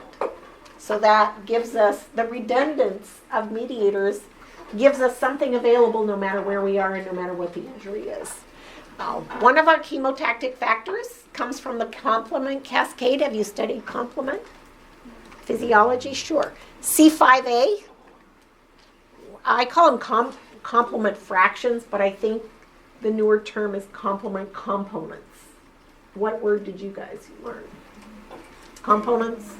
So it's C5a, complement 5a component is specifically chemotactic and attracts white blood cells. Leukotriene B4 comes from arachidonic acid metabolism and is a very potent chemotactic factor. If the injury is caused by bacterial infection, certain bacterial actually have substances they produce that attract white blood cells. So they're not very smart bacteria, or they wouldn't release those, but they have signed their own death warrant anyway. So sometimes even bacterial products can recruit white blood cells, and cytokine interleukin 8 is also a very potent chemotactic factor. It may or may not be present. Some of the other ones are a little more common. But there's always something available. What kind of white blood cell arrives first? So they're recruited to the site of injury where they aggregate. And the one that gets there first is the neutrophil. And there are a couple of reasons for that. One is because we have so many of them. Neutrophils are the most prevalent white blood cell. Another reason is they're small and they're fast. So under the direction of those chemical mediators, they can pass through the tissue more quickly than the other cells. And so they get there pretty quickly and in large numbers. And usually within 6 hours, we have lots and lots of them if the injury is severe enough to warrant their recruitment, which means we're going to be producing a purulent exudate. It's a big enough injury to generate a purulent exudate. The bad thing about neutrophils is that once they leave the bloodstream, they don't live very long. 24 to 48 hours is their lifespan in tissue. So we have to have the backup. And the backup is the monocyte. What name do we give a monocyte after it leaves the bloodstream and enters the tissue? We call them macrophages. We used to think that macrophages and monocytes were different cells, and one was in the bloodstream and one was in the tissue, but we now know it's the same cell. They just have different names. But they're a big, fat, slow cell, and we don't have very many of them. So it usually takes at least 24 hours to have any monocytes reach the site of injury. And by about 48 hours, we have enough of them on hand that they kind of take over the work of the dying neutrophils. We can keep recruiting more neutrophils, but sometimes we kind of run out. The good thing about the monocyte macrophage is that once you finally get it there, it has a very long life. We have macrophages that can live as long as we live.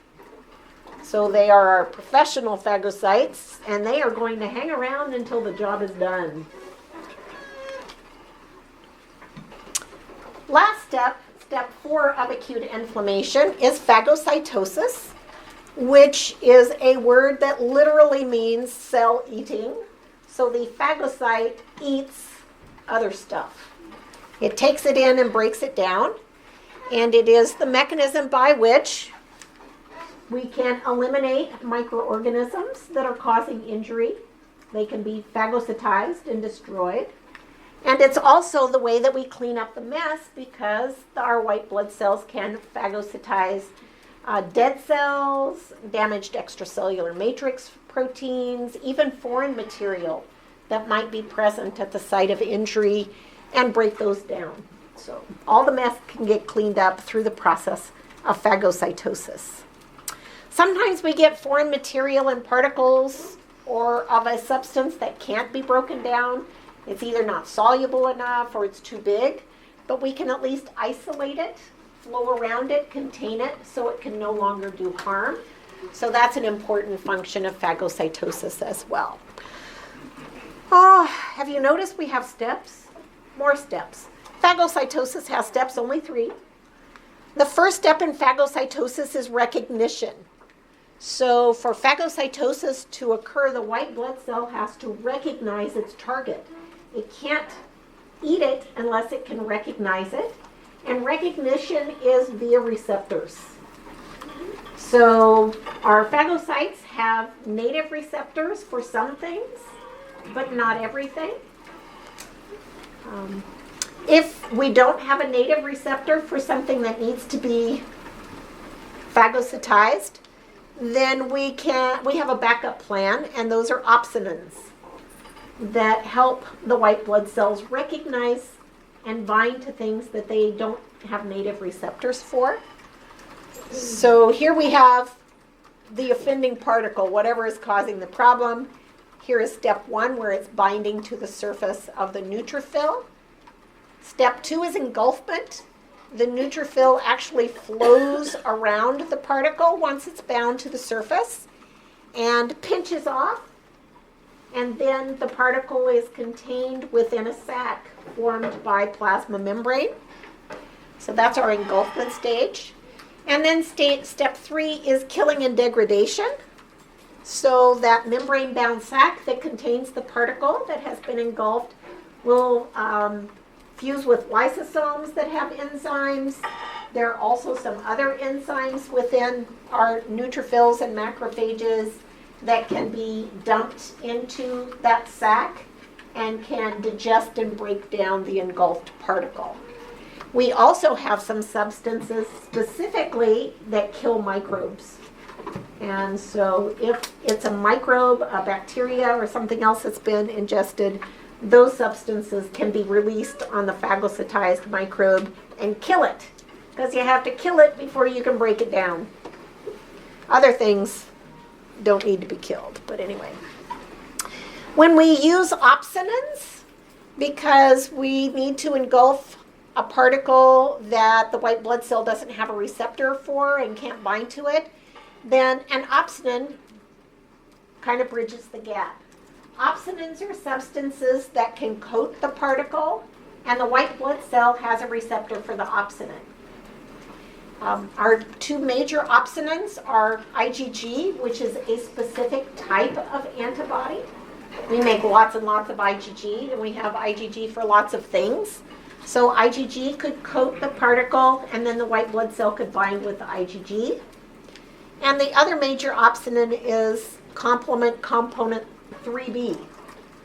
So when we cleave 3, it divides into 2, 3A and 3B. 3B is an opsonin and can coat the particle, and our white blood cells have receptors for 3B. And so then we can have our binding, and then we can have our engulfment and our breakdown and all of those good things. So those are the steps all over again. This shows a macrophage that's binding to and engulfing and breaking down a particle. And this one shows a neutrophil that's binding to something that it has a receptor for and engulfing it and breaking it down. I want you to know that it's not divided that way. Both of them have native receptors for lots of things, and both of them, both monocytes and neutrophils, utilize opsonins to bind with things that they don't have receptors for. So I kind of like to think of opsonins like the glaze on a donut. If you were the white blood cell, which would you rather eat, the unglazed donut or the glazed donut? So if that helps you remember what opsonins do, then that's a good way to think about it. Or how about sprinkles? So it's really not that easy. It's not about how tasty they are. It's our white blood cells are just blind and can't find them, can't see them. But think of the opsonized particle as the donut with the glaze on it, and the white blood cell wants to bind to those, and that will help you remember opsonins. Not every white blood cell is capable of phagocytosis. In acute inflammation, the only white blood cells that are relevant and are participating in the process are the ones that are capable of phagocytosis. So it's really important that you know which white blood cells are phagocytes and which are not. So neutrophils are phagocytes. They're pretty good at it, but they don't live very long. So we have our monocyte macrophages, which are professional phagocytes. They're very good at it. Eosinophils, have you heard of eosinophils? Yes. They have phagocyte properties, but we don't have very many of them, and they do not participate in generic routine acute inflammation. They're just not a player. They play a role in some very specialized processes, like type 1 hypersensitivities, allergy reactions, and destruction and elimination of parasites. And that's kind of about it. So they are not recruited in a normal, generic, acute inflammatory response. They're minor. And so that's why I put them in gray. So you need to know that the phagocytes that play a major role in acute inflammation are neutrophils and macrophages. And that's it. Just those two. Just those two. When we look at our list of white blood cells that are absolutely not even capable of phagocytosis, there are 2 of them. I got to get rid of my big fat word for my professional phagocytes. Lymphocytes and plasma cells have no capacity for phagocytosis. That is not their job. They have different jobs. And they usually do not participate in acute inflammation.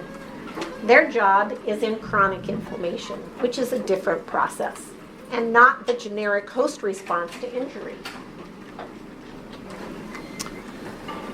So this was our normal tissue. When we have tissue injury and acute inflammation, we have those vascular changes where we get dilation and engorgement at the microvascular unit with lots and lots of blood. We get exudation that leaves fluid in the tissues. The little squiggly lines are fluid and proteins, but we also get exudation of our phagocytes, our neutrophils, and our macrophages. So here we have exudate that's purulent exudate in the tissue. That produces some swelling. All that exudate that accumulates in the tissue produces some swelling. So lots of interesting things that are going on in the tissue when we have acute inflammation. We can see what's going on in the tissue with the naked eye. There are clinical manifestations of acute inflammation that have been recognized since the time of the ancient Greeks. And the ancient Greeks are the ones that developed the list of the cardinal signs of inflammation, although the terms that we now use are Latin. The Romans took over. It's very sad. But anyway, there are 5 cardinal signs of inflammation, and they really are signs of acute inflammation. You should know the Latin term and the English definition. And you should also know what part of the process is responsible for the sign developing. So top of the list is rubor, and rubor means redness. We get a focal area of redness where we have acute inflammation. Why is that? Where does the red come from? The blood. So it's the hyperemia, that massive influx of blood through hyperemia, the vasodilation, opening of the capillary bed. It turns red. Calor, the same root word as for calories, refers to heat. So why would it be warm to touch at the site of acute inflammation? Also because of the blood, the hyperemia, because the blood carries the warmth. Swelling, the Latin term for that is tumor. That's because of exudation and the fluid in the cells leaving the bloodstream and accumulating in the tissues. So what has to happen in order to allow that? The vessels have to get leaky for it to be an exudate. So increased vascular permeability is an important part. So exudation due to increased vascular permeability. Pain, localized pain at the site of the injury. What produces that? And that's called dolor. Cytokines? No. Pressure on the nerve. Sometimes the injury itself produces pain, but acute inflammation generates a pain response as well, and it is specific mediators, and we haven't talked about them yet. There are 2 specific mediators that generate a pain response. Is pain important? Yes. It tells us we have a problem. It's like, I'm here, do something about it, please. So pain is important. We take all these medications to dull pain. If we were smart, we would take care of the underlying problem. I take pain medications too, so I guess I'm not smart. The last of our cardinal signs of inflammation is loss of function. The Latin term is functiolesa. Why would we have loss of function at a site of acute inflammation? Well, there are lots of reasons, but it is usually because of the pain. We don't like to use tissue that hurts, or the swelling. Like if you have an injury in your finger and it's really, really swollen, it's hard to bend it because there's no room for that fluid and it makes it stiff. So it's usually the pain or the swelling that causes the loss of function. Sometimes it's more than that, but those are the 2 major causes of loss of function. When we have a larger acute inflammatory response associated with a larger, more significant injury, it takes longer to resolve the problem, and it allows time for generation of some additional mediators that produce what we refer to as acute phase reactions. These are systemic manifestations of inflammation. So our cardinal signs of inflammation on this side are the ones that are local to the site of injury. But our acute phase reactions are body-wide. And examples of those include fever. Some of the chemical mediators can generate a fever response. We also get mediators that travel back to the bone marrow and stimulate production of more white blood cells to replace the ones that are entering the tissue through exudation. Until we get those more white blood cells, we can actually deplete our white blood cells. So our white count can drop and then it goes up. But we also get some ill-defined symptoms from those chemical mediators having systemic effects. Very common to have headaches, listlessness, limp like a rag. Malaise is my favorite. Malaise means mal is bad. Malaise is, I just feel bad. I don't feel good. I don't feel like doing anything. If you've ever had a bad cold or the flu, you know what malaise is. You just don't feel good. Not that I recommend it, but malaise is a great excuse for skipping school. I just didn't feel good. I had malaise. Yes. Don't try that one on me, but you could try it on somebody else. It's a great one. I had malaise. I didn't feel good. What is anorexia? Loss of appetite. So some of those acute phase reactions with a significant injury with significant acute inflammation can induce loss of appetite. So we've all experienced those things. Specific mediators help generate them. Interleukin-1 and tumor necrosis factor are the 2 mediators that are most responsible for our acute phase reactions. I'm not sure that you need to know that, but sometimes we have acute phase reactions. Question? What's Listlessness is going a little beyond malaise. Not only do I not feel good, I don't feel like doing anything. I'm not doing anything. I refuse to move. I have no energy, and I'm not doing anything. That's a good way to look at it. I'm sure there's... Try that one? Oh, you can try that one. Yeah, you might not get very far with that one either, but good luck. It's worth a try. Something I think about. Why do menopausal symptoms like almost are similar to inflammation? That's a very good question, and I don't really think anybody has an answer. They still don't fully understand why menopausal symptoms exist, but they do. They are not fun. Been there, done that. Another question. That was the same one. Okay. Mediators. We want to talk about mediators. I have my dental students learn about a lot of mediators and learn a lot more details. And I don't think that you, as dental hygienists, need to know everything about them. But there are certain things you should know, and a few mediators that are so classic and major mediators that you should know about them and what they do.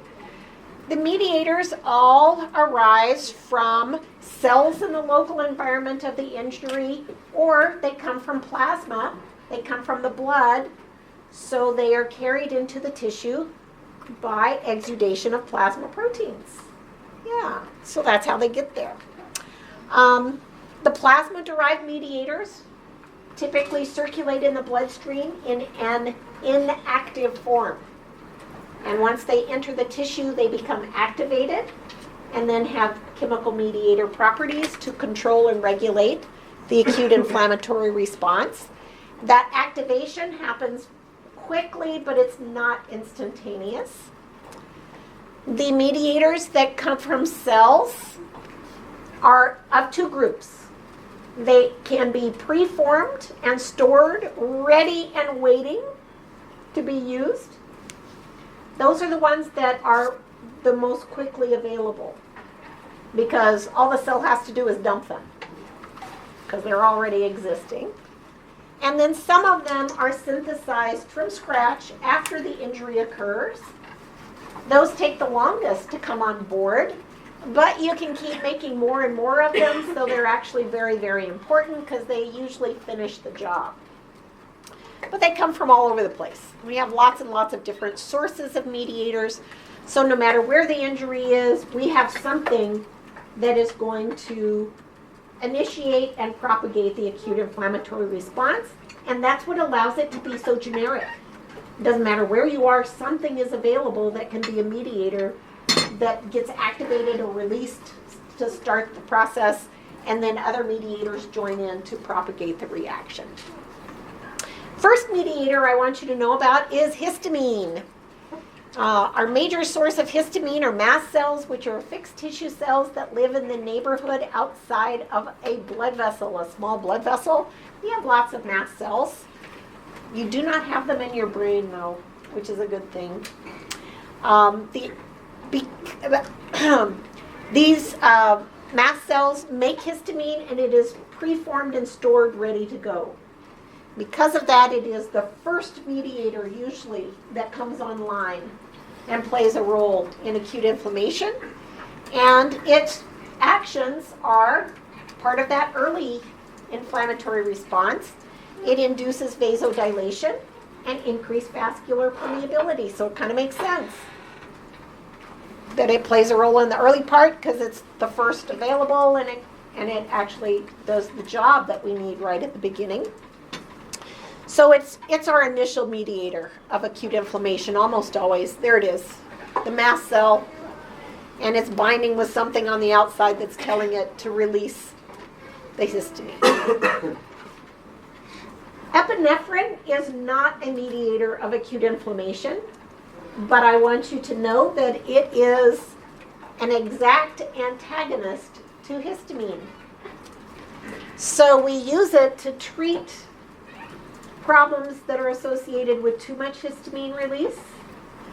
And the actions of epinephrine are vasoconstriction. That's why we put epinephrine in a local anesthetic.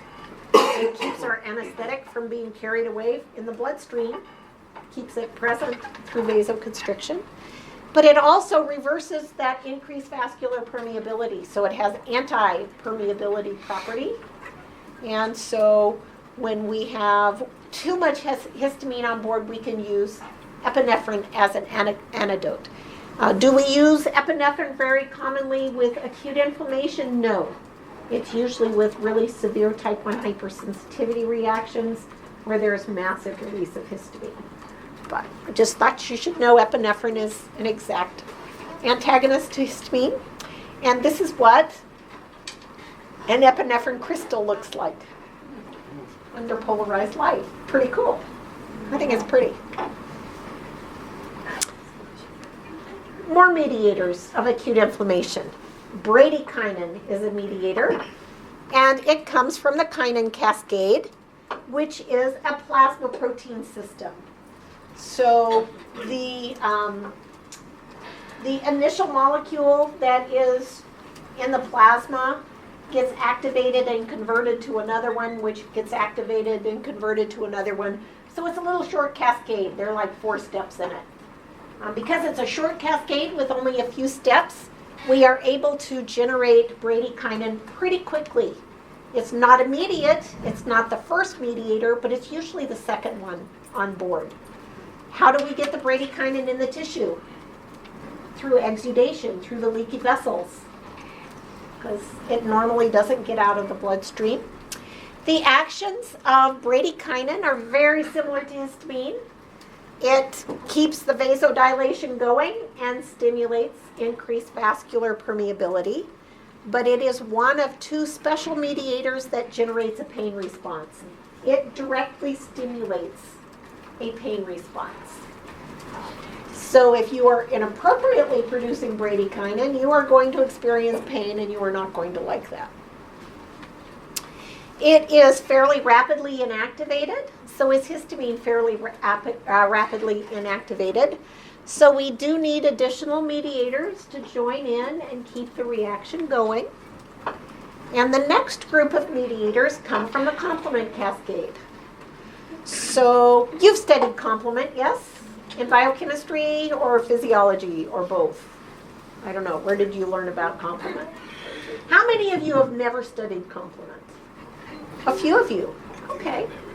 So complement proteins are plasma proteins. I think they're actually synthesized in the liver, but they travel in the plasma.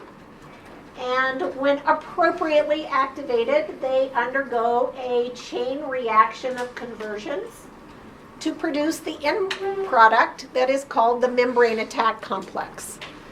The purpose of the membrane attack complex is to poke hole in cell membranes, specifically bacterial cells, and it is a major way that we destroy microbes. That's its job. It can get activated through the classic pathway, where we have an antigen-antibody complex that forms that activates the cascade at the level of C1, that very first complement component. Or it can get activated through the alternate pathway, which occurs at the level of C3, that protein, by direct contact with the polysaccharide coat of bacteria. So there's more than one way you can activate it. So we have a cascade, and at each level of activation, we throw off byproducts. So you keep part of it that's going to eventually form this chain of proteins that is the membrane attack complex, but the things that are thrown off in the cascade, some of them are chemical mediators for acute inflammation. The important ones are C3A, C5A, and C3B.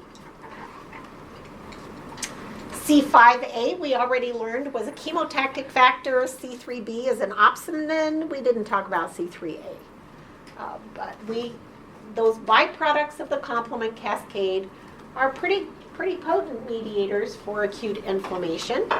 And you should know which components are mediators and what they do.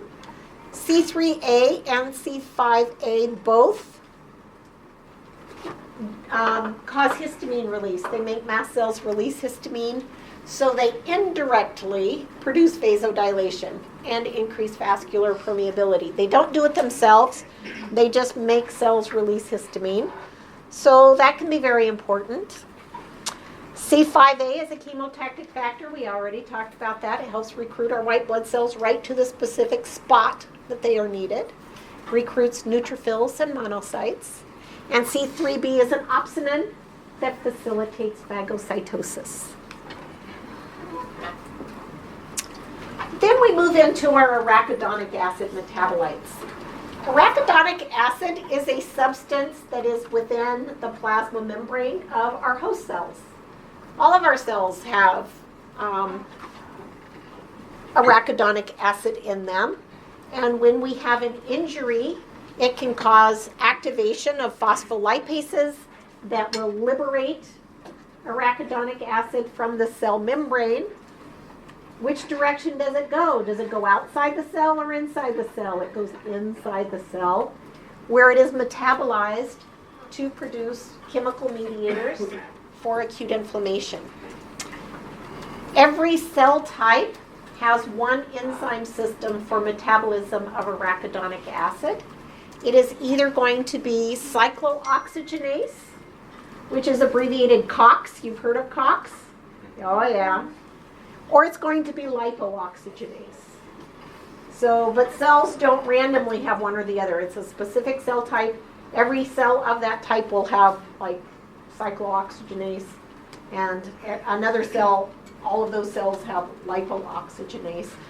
But between the different cells that are in the area of the injury, we're able to usually produce both products of the lipooxygenase pathway and the cyclooxygenase pathway. Question? I don't see that this in the study guide, but what was it being? I can post it on Canvas. I can post the diagram. If you want the diagram. If you like the diagram, I can post it. The cyclooxygenase pathway produces the prostaglandins, and we'll talk about what they do. And the lipooxygenase pathway produces the leukotrienes, predominantly. Also produces some lipoxins. I'm not going to make you learn those, but I am going to ask you to learn some of the roles of the leukotrienes and the prostaglandins. So the part you have to learn is not the diagram, it's the end products and what they do. Okay? So there are different kinds of prostaglandins. Prostaglandin I2, E2, and D2 all generate vasodilation. So these prostaglandins are going to sustain vasodilation until the acute inflammatory response is done with its job. We can just keep making more and more of it. So when we're out of histamine and we're out of bradykinin, that's when we need those prostaglandins to keep the vasodilation going. Prostaglandin E2 is a special prostaglandin that has additional effects. It is one of the two mediators that can produce a pain response. So the only two mediators that do our pain response are bradykinin and prostaglandin E2. Prostaglandin E2 also can generate fever. Is fever the same as calor? No. So fever is increased body-wide heat. Calor is localized to the site of injury. Yeah, but so prostaglandin E2 can generate fever response. So it takes a while to generate the prostaglandins because they do have to be synthesized from the liberated arachidonic acid, but you can keep making more and more of it. So prostaglandins are major mediators of the later sustained phase of acute inflammation. Cyclooxygenase pathway that produces the prostaglandins can be blocked by our non-steroidal anti-inflammatory drugs like aspirin and ibuprofen and some of the prescription ones, Aleve, all of those. They block that COX enzyme. And so we use them for pain relief. It prevents the formation of prostaglandin E2, and that's how we get pain relief. But it also has more general anti-inflammatory properties. That's why they were called non-steroidal anti-inflammatory drugs, because they also then block the vasodilation, which is part of inflammation. So they reduce inflammation and reduce pain. Vioxx is not on the market. Celebrex still is. Leukotrienes that are generated by the lipooxygenase pathway of arachidonic acid metabolism produces different effects depending on which leukotriene it is. They do not all have the same effects. So leukotriene B4 is a chemotactic factor. It finds the bad boys. So that's why it's a B. But it does not have vascular effects. It is only a chemotactic factor. Our two other major leukotrienes are leukotriene C4 and D4, and they are the ones that induce increased vascular permeability until the process is done. So the prostaglandins maintain the vasodilation throughout the end of the acute inflammatory response, and the leukotrienes maintain the increased vascular permeability through the end of the acute inflammatory response.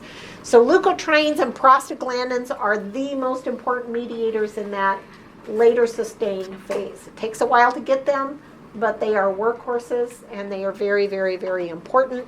They just do a little bit different jobs. Prostaglandins have one role, leukotrienes have a different one. In an ideal world, when acute inflammation is done with its job, we would have complete resolution.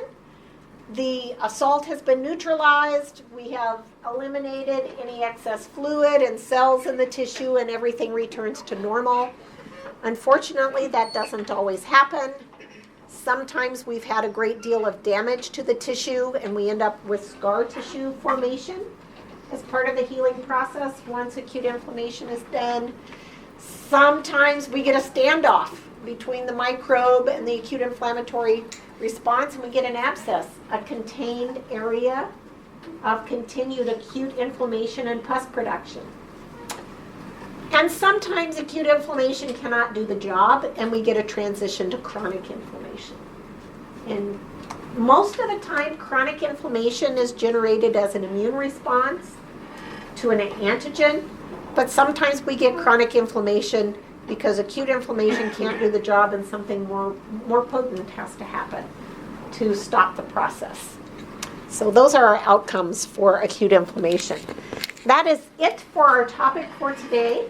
We'll take about a 10-minute break, and if you want to come back, I'm going to have some study tips and note-taking tips, because I've gotten several requests for those, and I respect your time and efforts, and I would like you to get as more bang for the buck, so you spend less time and get more out of it. Yeah. So that's the whole idea. So take a break and then come back if you want to.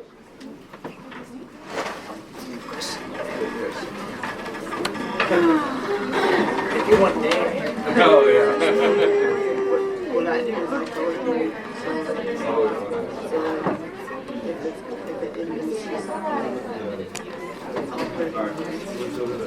red,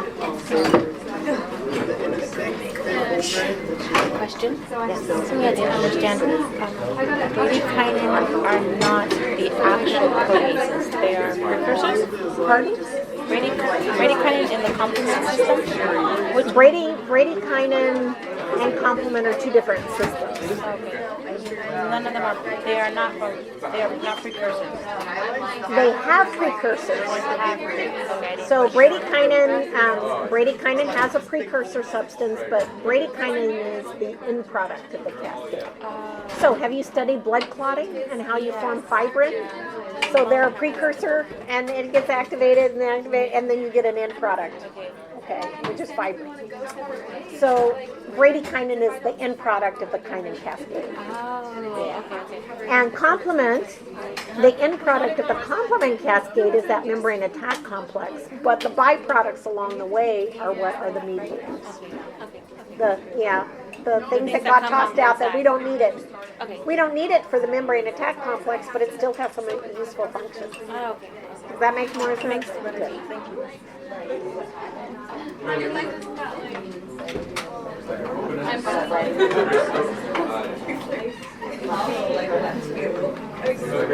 I'm like in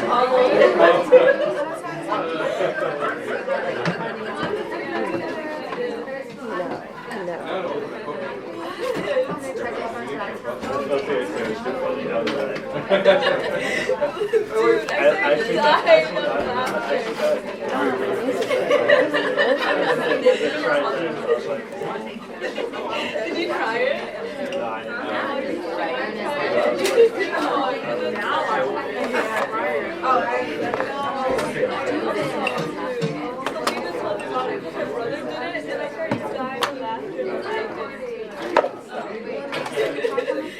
How did someone I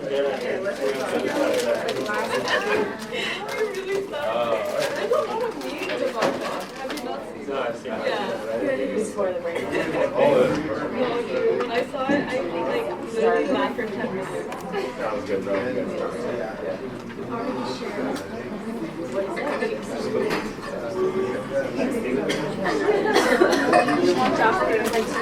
Oh. And it was, I needed to use my mom for them, and I needed to do access a month ago we did it, so I'm just sending the stuff all the time. Yeah, just get it done.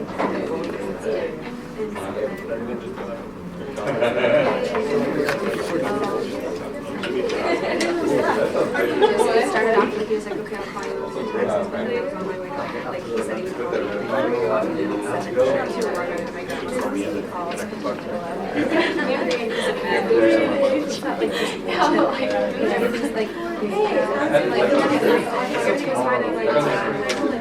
Oh, so you had to I went to my grandma's house.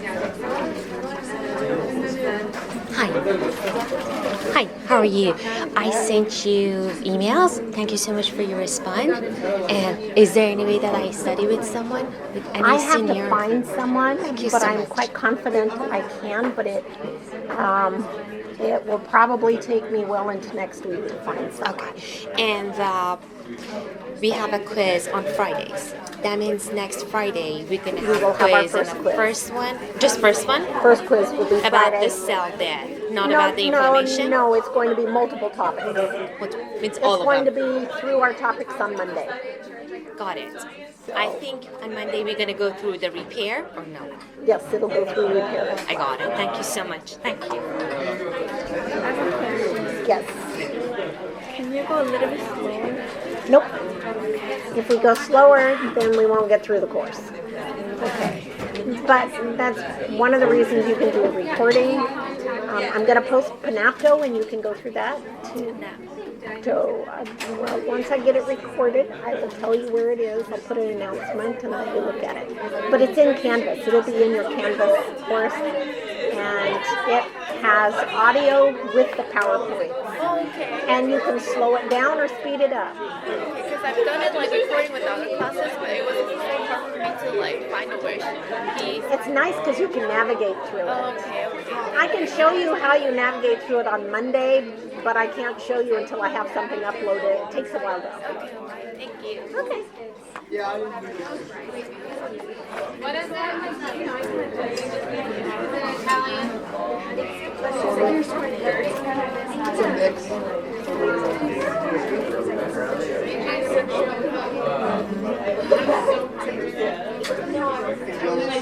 I was like,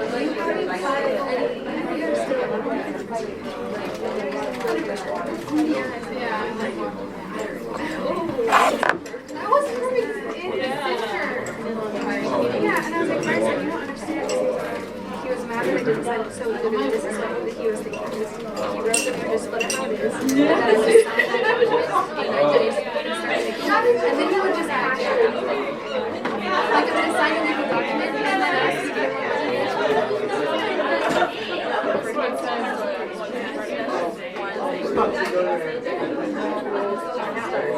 Hey, what'd you write down for the theme post?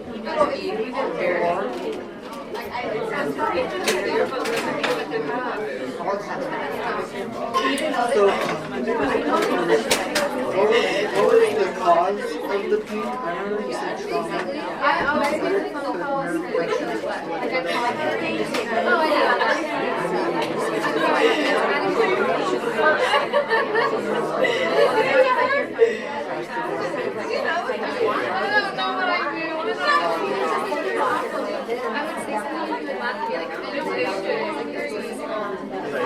He can make you out like whoever. And I just say something. I was like, you had it from me, and then you vocalized it, and now it's like it just is a different,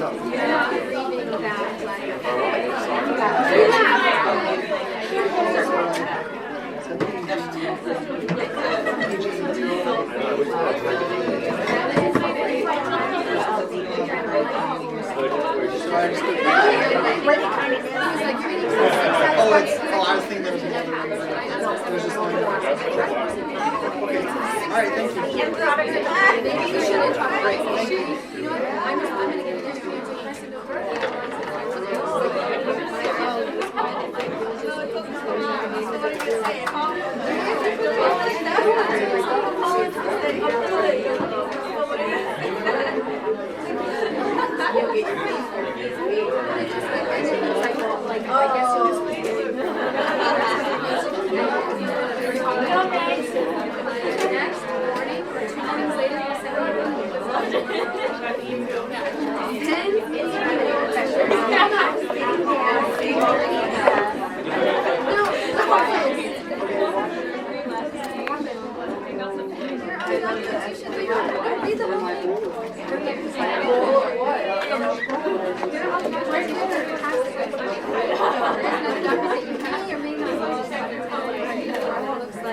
I don't want to knock it over.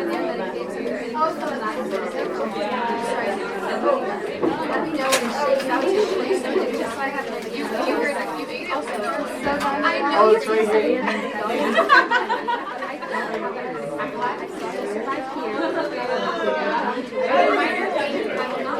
Put it there.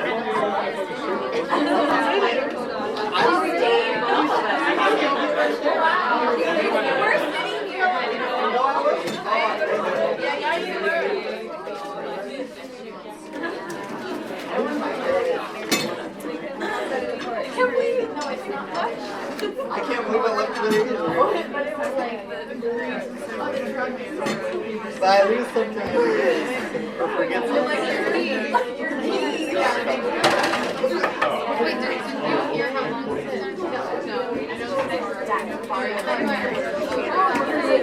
Did you ask her? You trying to find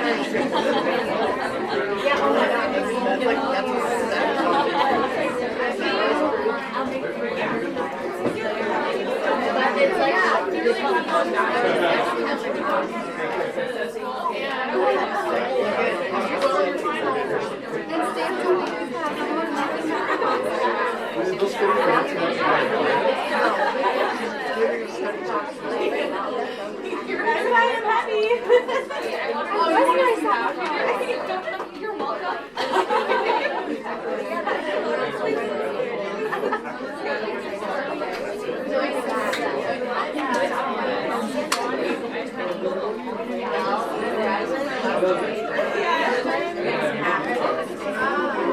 But it's just that like he was like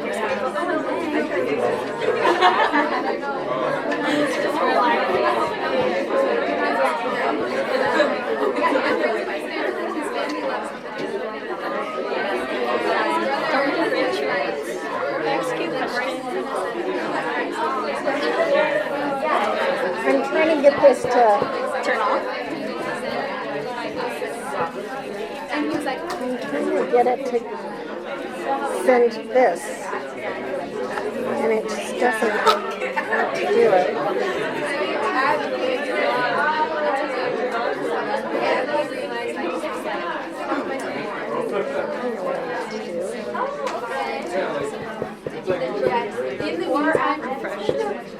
The whole thing is shit. oh, in 2 weeks? In 2 weeks just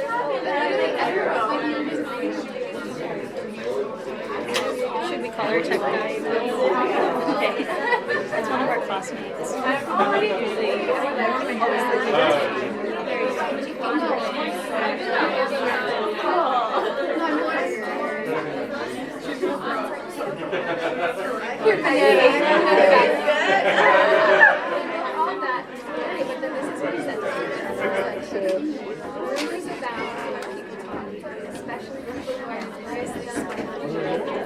All right.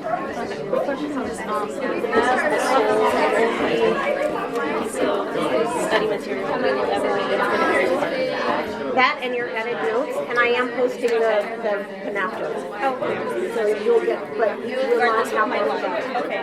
I'm thinking about publishing my PowerPoint, but maybe not. I might publish it as a PDF. Okay, no problem. Thank you. All right, folks, I am ready to get started. If you are ready to get started. I have a dental student coming in a few minutes to help me, but she's still in a lab, so I'm gonna, I have asked her to come and show her method of taking notes because I really like it and I think it works really, really well. But there's more than one way to take notes. So I'm going to talk about note taking second, and I'm going to talk about some general study tips first. One of the biggest problems that I have with both the hygiene students and the dental students when they study pathology is they get overwhelmed by the volume and they engage in study methods that make the volume bigger instead of smaller.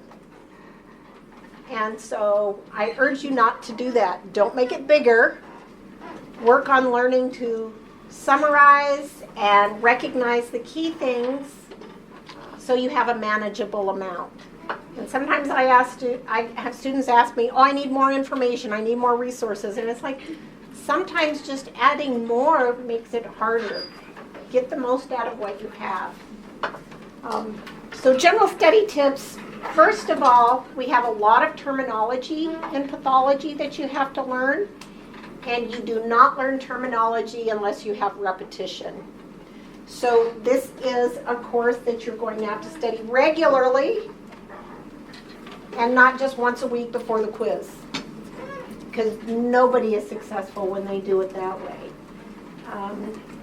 So I recommend, all of my top students tell me they study within 24 hours of a class session. They go through what we covered that time within 24 hours when they can still remember what we talked about in class.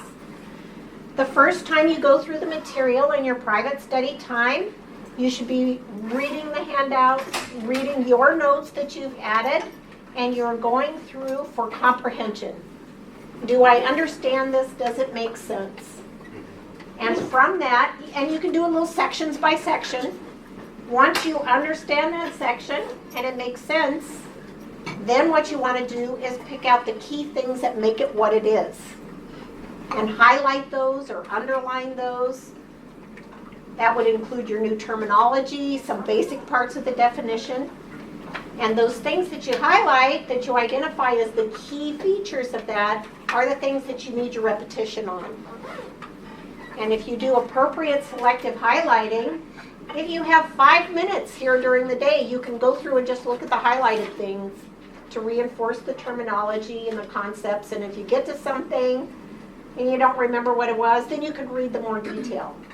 But you can do quick repetitions that way to get the key things to help reinforce those terms.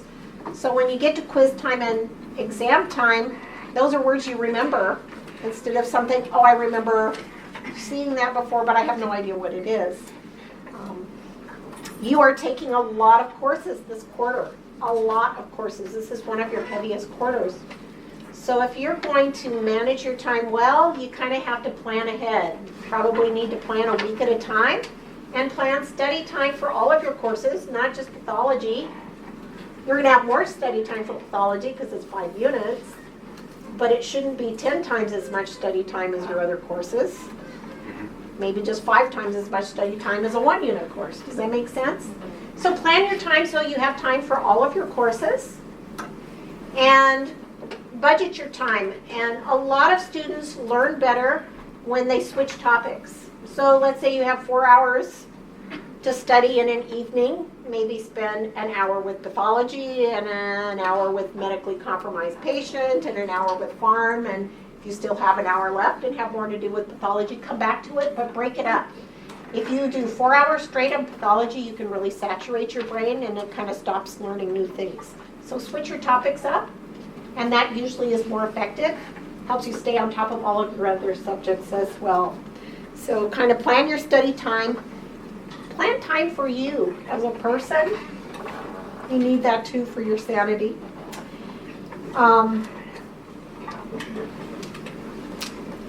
Repetition for terminology. When I took oral pathology as a dental student, we had 6 units of just oral pathology, met 3 times a week for 2 hours.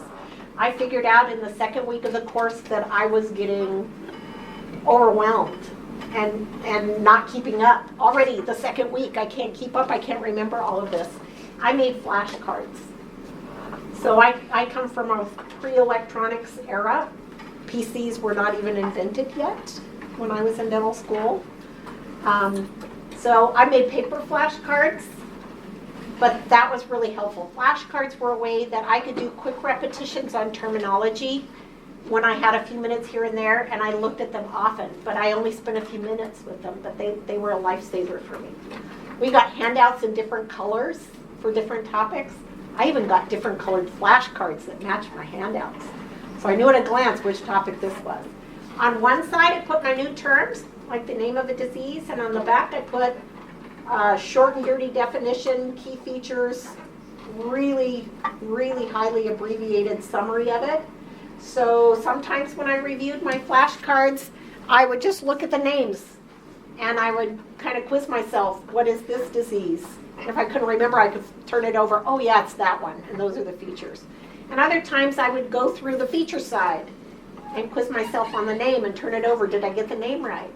But it was really, really helpful. And when I got ready to study for boards, all I studied were my flashcards. That was it. And that was enough.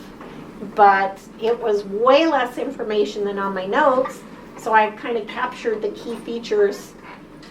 So when do you do your flashcards? After you do that study, so you know what are the key features. So you have to go for your understanding first, and then you can do your little summaries that kind of capture the disease in a snapshot or the concept in a snapshot. So that works better for the oral pathology part than it does for the general path, but the same concept is important. Do something that gives you quick reviews on your terminology so you can remember it, but you have to also identify your defining characteristics. But try to summarize it without missing key features. So you can do electronic flashcards if you want. There are lots of different ways you can do it, but trying to cut it down to something manageable that you can do, that you can get through quickly and several times between class sessions helps you remember those terms that are new and otherwise very, very foreign. Probably most of you have a method of already doing that. When it gets to be exam time or quiz time, you need to go back and look at the detailed information again. Make sure you didn't miss something that was really important, but do the little quick reviews in between, and that can be very, very helpful. It is really important to look for defining characteristics that make something what it is. So we may use lots of words to describe it, but once you understand what that's talking about, you can usually pick out just a few words that capture that whole meaning. So look for ways to summarize to capture those defining characteristics. That is a useful tool. I just finished a 3-quarter sequence with my dental students, and summer quarter they asked for an extra credit assignment. So I gave them an assignment. They had to sign up for a disease that we were studying, and nobody could have the same disease. So I had a whole list of things that we had covered in the class. And their assignment was to take this disease and to summarize in the categories of things that they were supposed to learn. Etiology and morphologic manifestations and histology, whatever. They were supposed to summarize it. So you take something that's this big and make it this big. So then I got all those assignments and went to score them. 95% of the students took their topic that was this big and made it this big, because they thought they would get more points if they made it longer. They even did research on the internet, turned it into a research project. And I was very unhappy with that. They did not know how to summarize. And I had picked that assignment because that's such a valuable skill, being able to take something this big and boil it down to this big, that's manageable, but you understand the words and it brings back concepts for this much material. So really work on your summarization skills because it gives you something that's more manageable to work with. It's a very, very useful skill to have. So I'm not doing that extra credit assignment anymore. That one kind of backfired on me. So look for your defining characteristics, summarize things to the key words and the key concepts, the short version that helps you remember it. Another thing that's important in pathology is what I call compare and contrast. So you have already figured out just from our topics this week that there are things that have overlap that are very similar. Yes, have you noticed that? Yeah. So when we have processes or diseases that are very similar, it's important to recognize what's similar about them, but then it's important to go looking for the unique feature of each one or features so you can tell them apart. Because sometimes we just memorize things as isolated. This is all isolated by itself, and then we memorize this all isolated by itself. But that's never the way you're going to see it on a test. You're going to see this thing and this thing and this thing, all as possible answers for the same question. And unless you've thought ahead of time about what's unique about each one, you're going to say, oh, these could all be the answer. But there's something unique about them that will help you tell them apart and recognize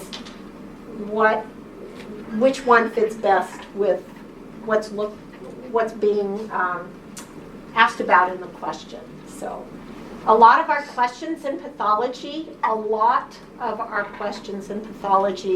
are not just memorization, recognition, where you go through and you read the question and you instantly know the answer. They are often kind of problems where you have to work through, look at all the answers, think about what you know about each answer, and look for the one that best fits with all the information in the question. And every answer might have merit. Every answer. So they're not just quick, it's a very thinking discipline, unfortunately. So be patient when you take your quizzes and when you take your exams, and think about what you know. Don't expect that when you read the question, in 2 seconds the answer is going to be in your head, because a lot of times it doesn't work that way, but yet you know the answer. You just have to work through it and think about what you know to get to the end of the problem. So be patient, and it's in there, and you'll figure it out. So it's that kind of a science. All right, I think that's it for my basic tips. And so what I want to do now is talk about note-taking. And how many of you are used to taking notes on your computer? Most of you. Okay. The science says that you learn more from writing notes. And some of my students take their notes and print them out and write on them. Some of them use software to write on them electronically using an iPad or something like that. That's what Jasmine's going to demonstrate for you because she has a good system.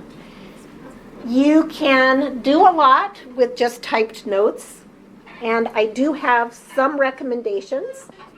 If you are going to type your notes, the part that you add, I strongly recommend that you use a different color. So the black always represents what you were given, and don't change it. I also whatever, but do it then, I don't know, change your pen color. Do it a different color. I also strongly recommend that you not do any highlighting in class.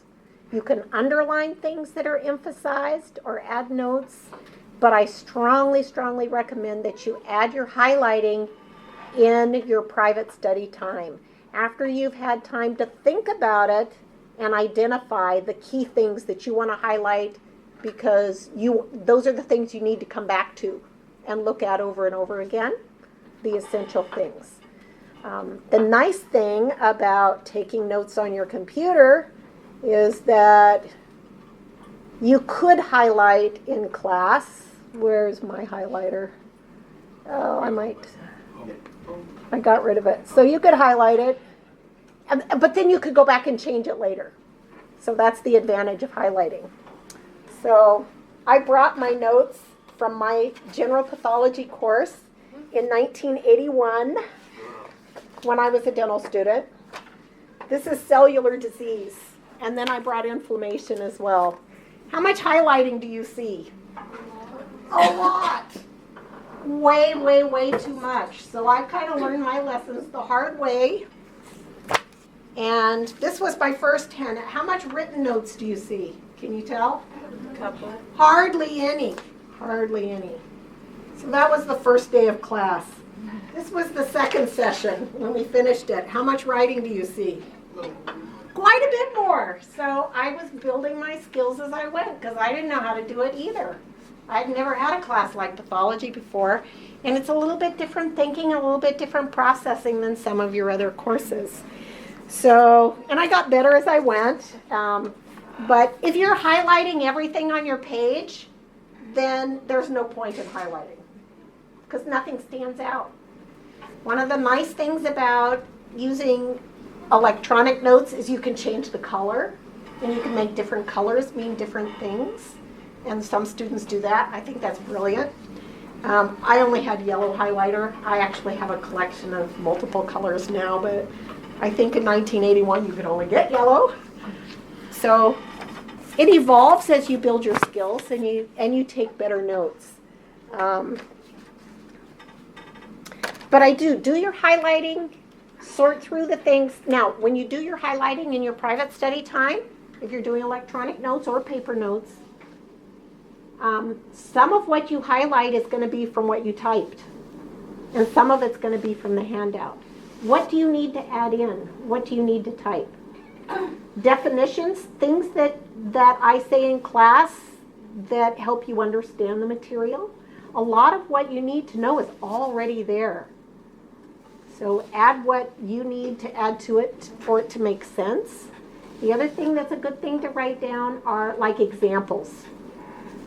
And you should understand why they're good examples because you might see those again. But you don't have to capture every word I say.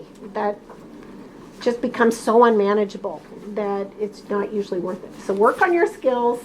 I am going to post Panapto. I recorded it today. I hope it worked. So you can go back and listen and look at the PowerPoint because they'll be linked. So you have a second opportunity to see if you captured what was appropriate or you have too much. Sometimes you want to go through and maybe change or add something or maybe take something out, or you realize you put it in the wrong place. You can move it around.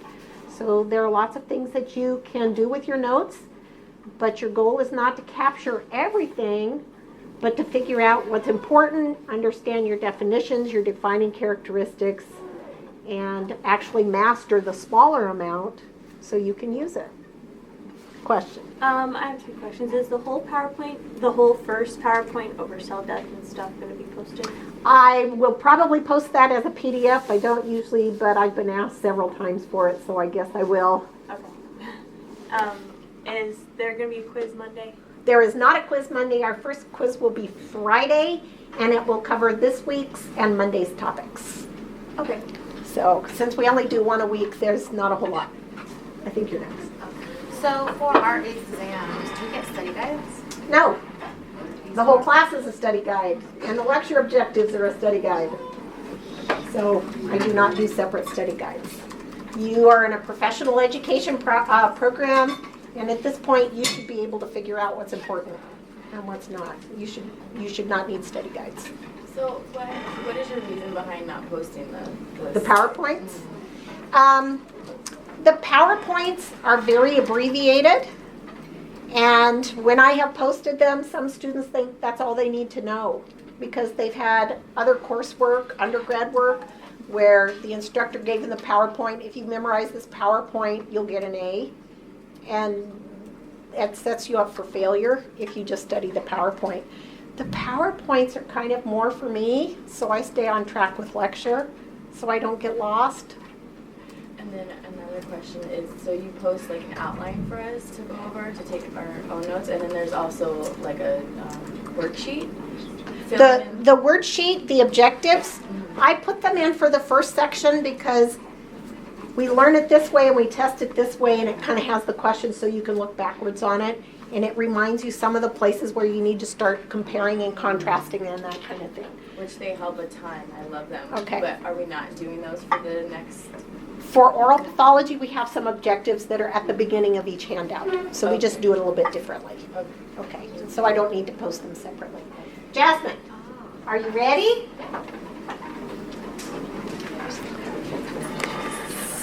So I'm gonna, are you gonna do it on your computer or your iPad? Because I can turn on the dot cam.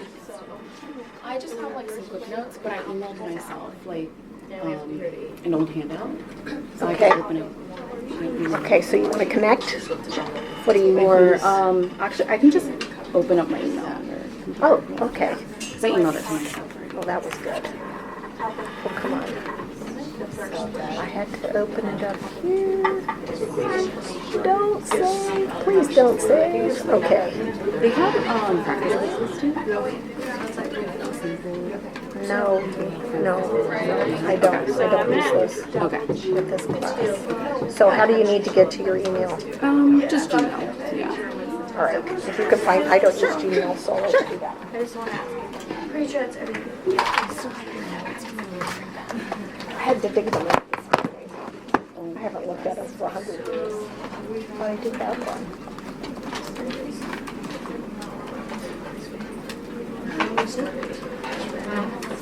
Bear with us as we change gears here. Questions? Yes.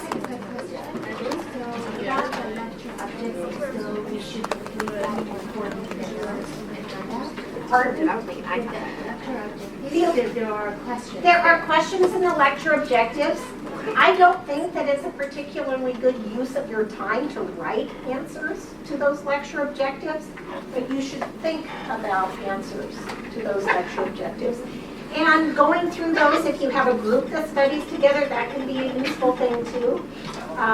But you should at least think about them. But no, you don't need to write answers to. That's an extra step. So I think one of the good things to do is if you've studied the material, you think you understand it, can you go through those lecture objectives and answer the questions without going back to your source material? That would tell you if you're on top of it or not. So if I just go over our handout and my notes, I should be fine. At least for the first section, for the general path section, absolutely. We have some additional resources that we use for the oral path section. I have, so for next Friday, I know we start at 8 a.m. Is that still a 2-hour class or we're going till 11? It is still a 2-hour class. We might run a few minutes over because I know there are some students in this class who need a little more time for quizzes. And so I might give you a little more time for the quiz, so we might run a teeny tiny over, but it would just be a few minutes. It's not an hour longer.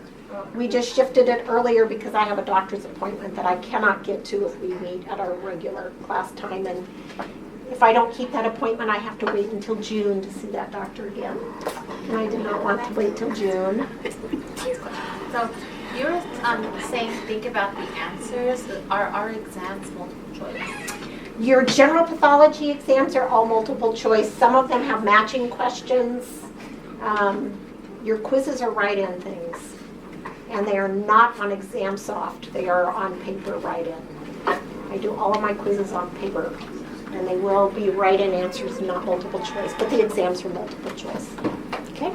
Are you ready? Yeah. It's all right. It's not and here. I have to do this. And oh, it's like drag it over. No. No.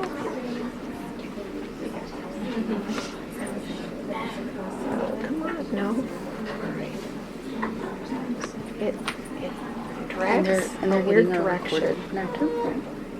Yes. Oh, there it is. Okay.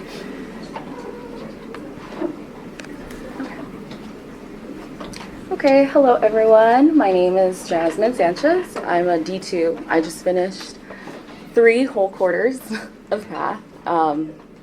So when Dr. Richards asked me to share some of my note-taking, I wanted to start off with like what I did at the beginning and what was wrong and how I learned the hard way after the first test. So I'm not a slide reader. I can't really just like, I know some people like in my class like to just look up PowerPoints and like they can like memorize after like staring at it for like 5 minutes. They can just like memorize every line, but I couldn't really do that. So in my other classes, I used to like rewrite my notes and like try to condense them down as much as possible, but I felt like for this class, a lot of things are important. So I found myself like rewriting pretty much the whole handout.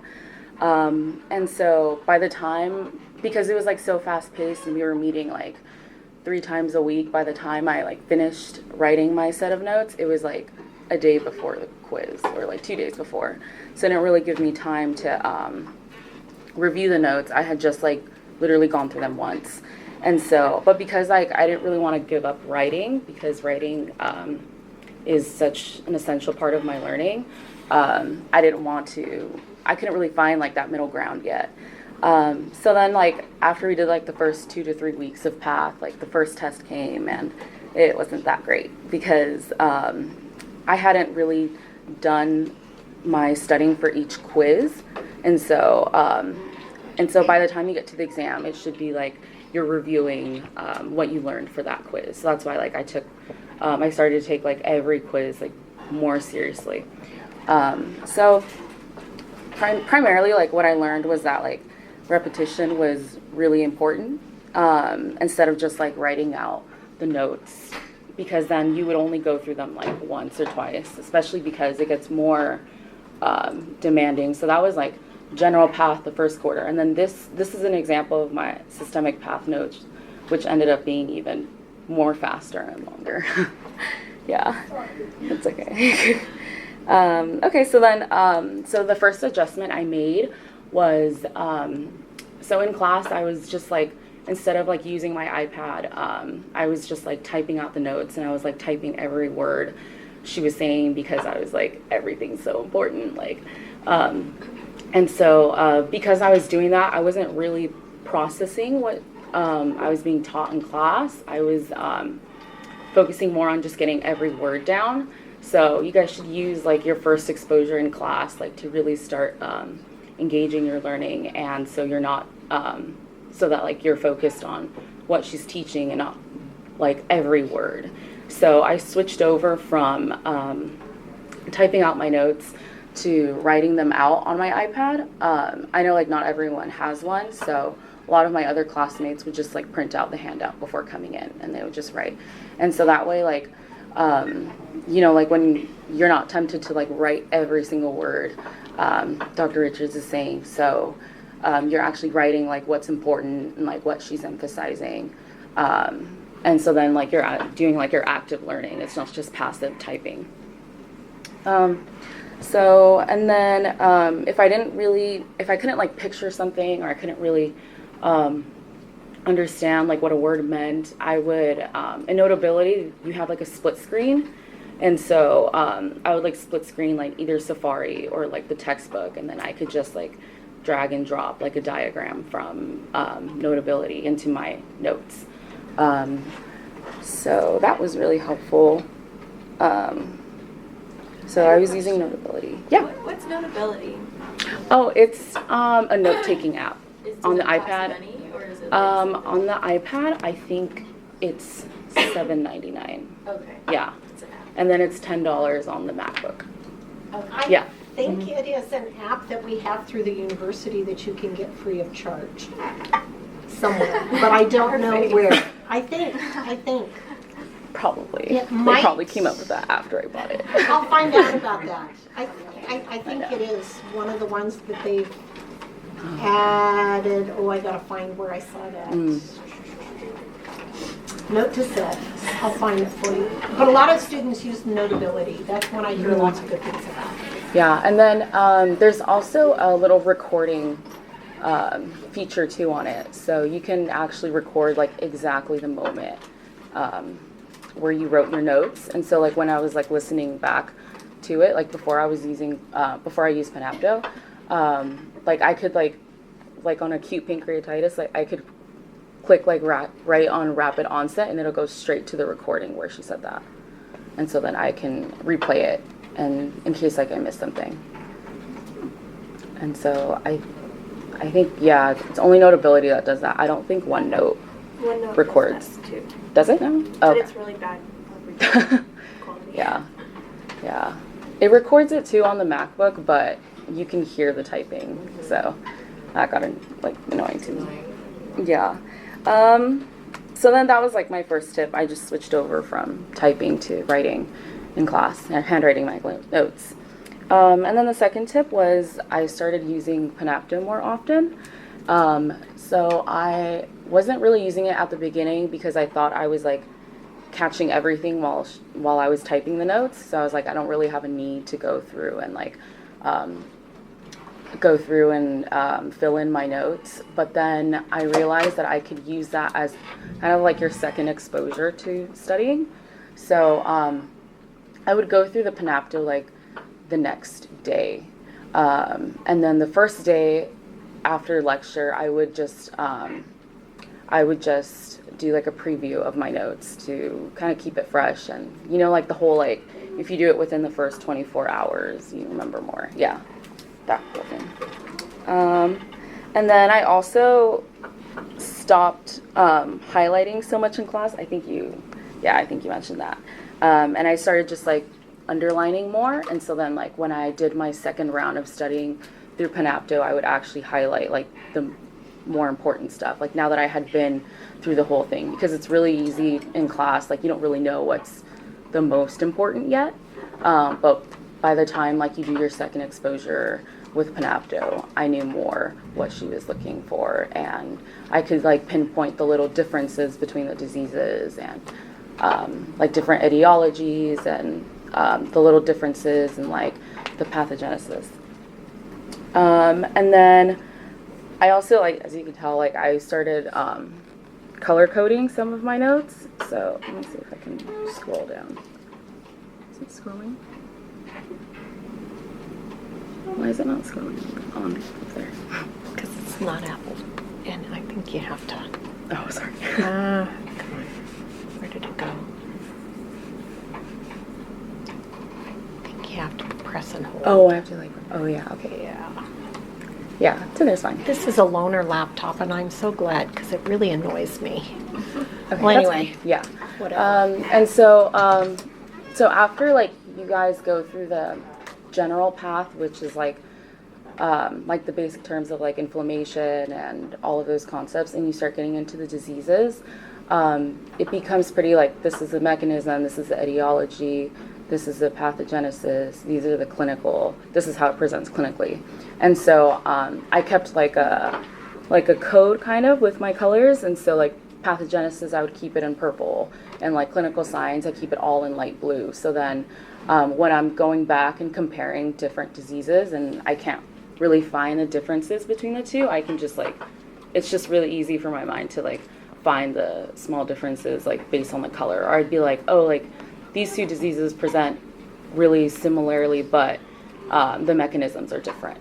So that was one thing I started using, color coding. And then back when I was writing too, I would I went on Amazon and I like bought colored pens specifically for that.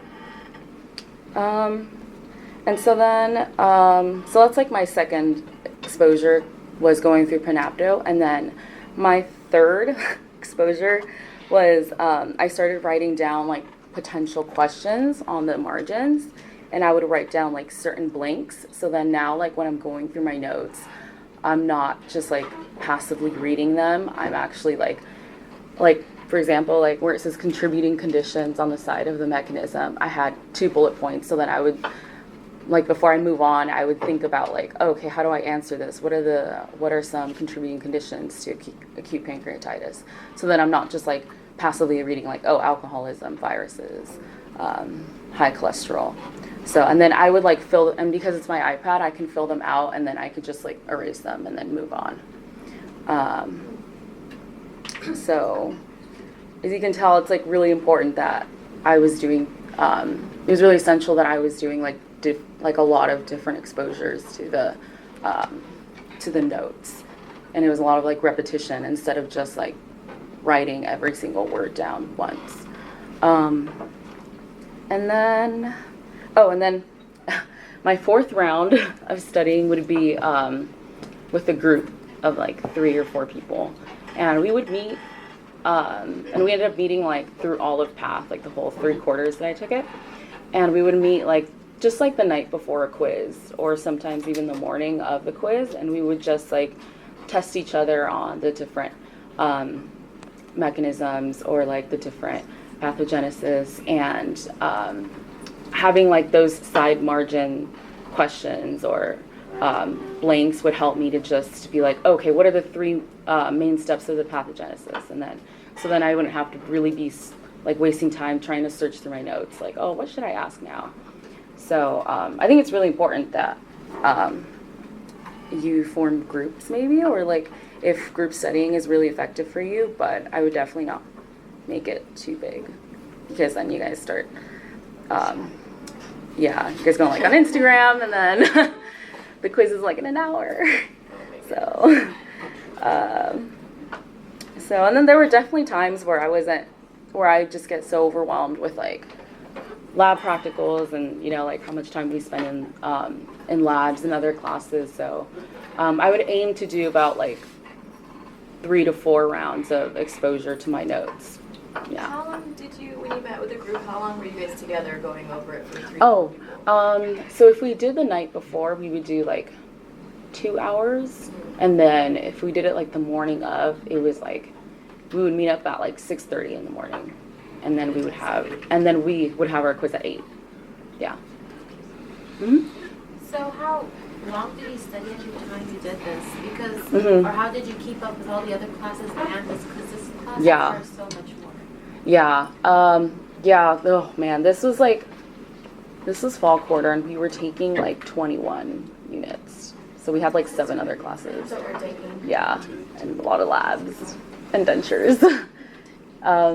So because I was doing like different, like multiple repetitions, I would only limit it to like 2 hours a day, which I don't know if that's a lot for you guys. I don't know if it's, but I ended up kind of switching my sleep schedule too, and I started sleeping really early. Well, like I would be in bed, like I would aim to be in bed by like 10, and then I would wake up at like 4 in the morning, 4:30 in the morning, because sometimes we would have like late labs, and it's just like really hard when you get out at like 5 or 6 and like you're so tired, and like I don't want to study until midnight or like 1 in the morning, you know. So I would do a little bit of PATH, and then like continue it in the morning if I needed to. So something like hour to 2 hours, I don't know. But that was like for me, I don't know, like we all have different ways if we need to spend more time or less time. But yeah, the most important part is just like getting those like repetitive exposures. Yeah. Okay, so now I'm trying to focus on Mhm. within 24 hours. So Mhm. for example, today I'm doing inflammation as soon as I get home. How would I get caught up with the previous lecture? You get home and sorry, I missed the The last one. lecture I did today, Mhm. because you said within 24 hours. How would you squeeze in, or did you squeeze in the previous lectures when you didn't know how to do note taking? Well, when I made my really big change, it was after like the first test. So it was like the first lecture, so I wasn't too behind yet. But I sometimes if I didn't have time to just go through like my first exposure, I would just go straight to the Panapto and just like listen to it again, and I would put it at like 1.75 speed. Yep, you can speed it up. You can Please speed it up. Don't listen to that one, because that's going to be like a full 2 hours. One of the nice things Yeah. about Panapto is you can speed it up, so you can listen to the lecture again in far less time. Yep. So yeah, and then I would just do the group study. Yeah, so like basically like the most important tips I can give is like doing quality over quantity, and just doing like the repeated, keep going through the handouts over and over again, because then by the time it was of the exam, I had already been through the handouts like 4 or 5 times. So I was just like reviewing instead of like learning new stuff again. Yeah. Are there any more questions? Did you get an A? No. Nope. Yeah, so I didn't. But she did very well. Yes. I was okay. But, yep. Any other questions? You're gonna take it for how many quarters? 3. Oh. Yeah. So we basically have, with the dental students, 1/4 of general path, 1/4 of systemic path, which is the diseases in the whole body, which you guys don't get because you have a medically compromised patient course, and then 1/4 of oral path, which is 6 units. So they just get a little bit of general path and then go straight to oral path. It was like a pregnancy journey because it was Yeah. like 9 8 months. to 9 months. Yeah. So it was a long time. But That's it. Thank you. well, good luck, guys. If you have any questions, you can come find me in lab. I'm always there.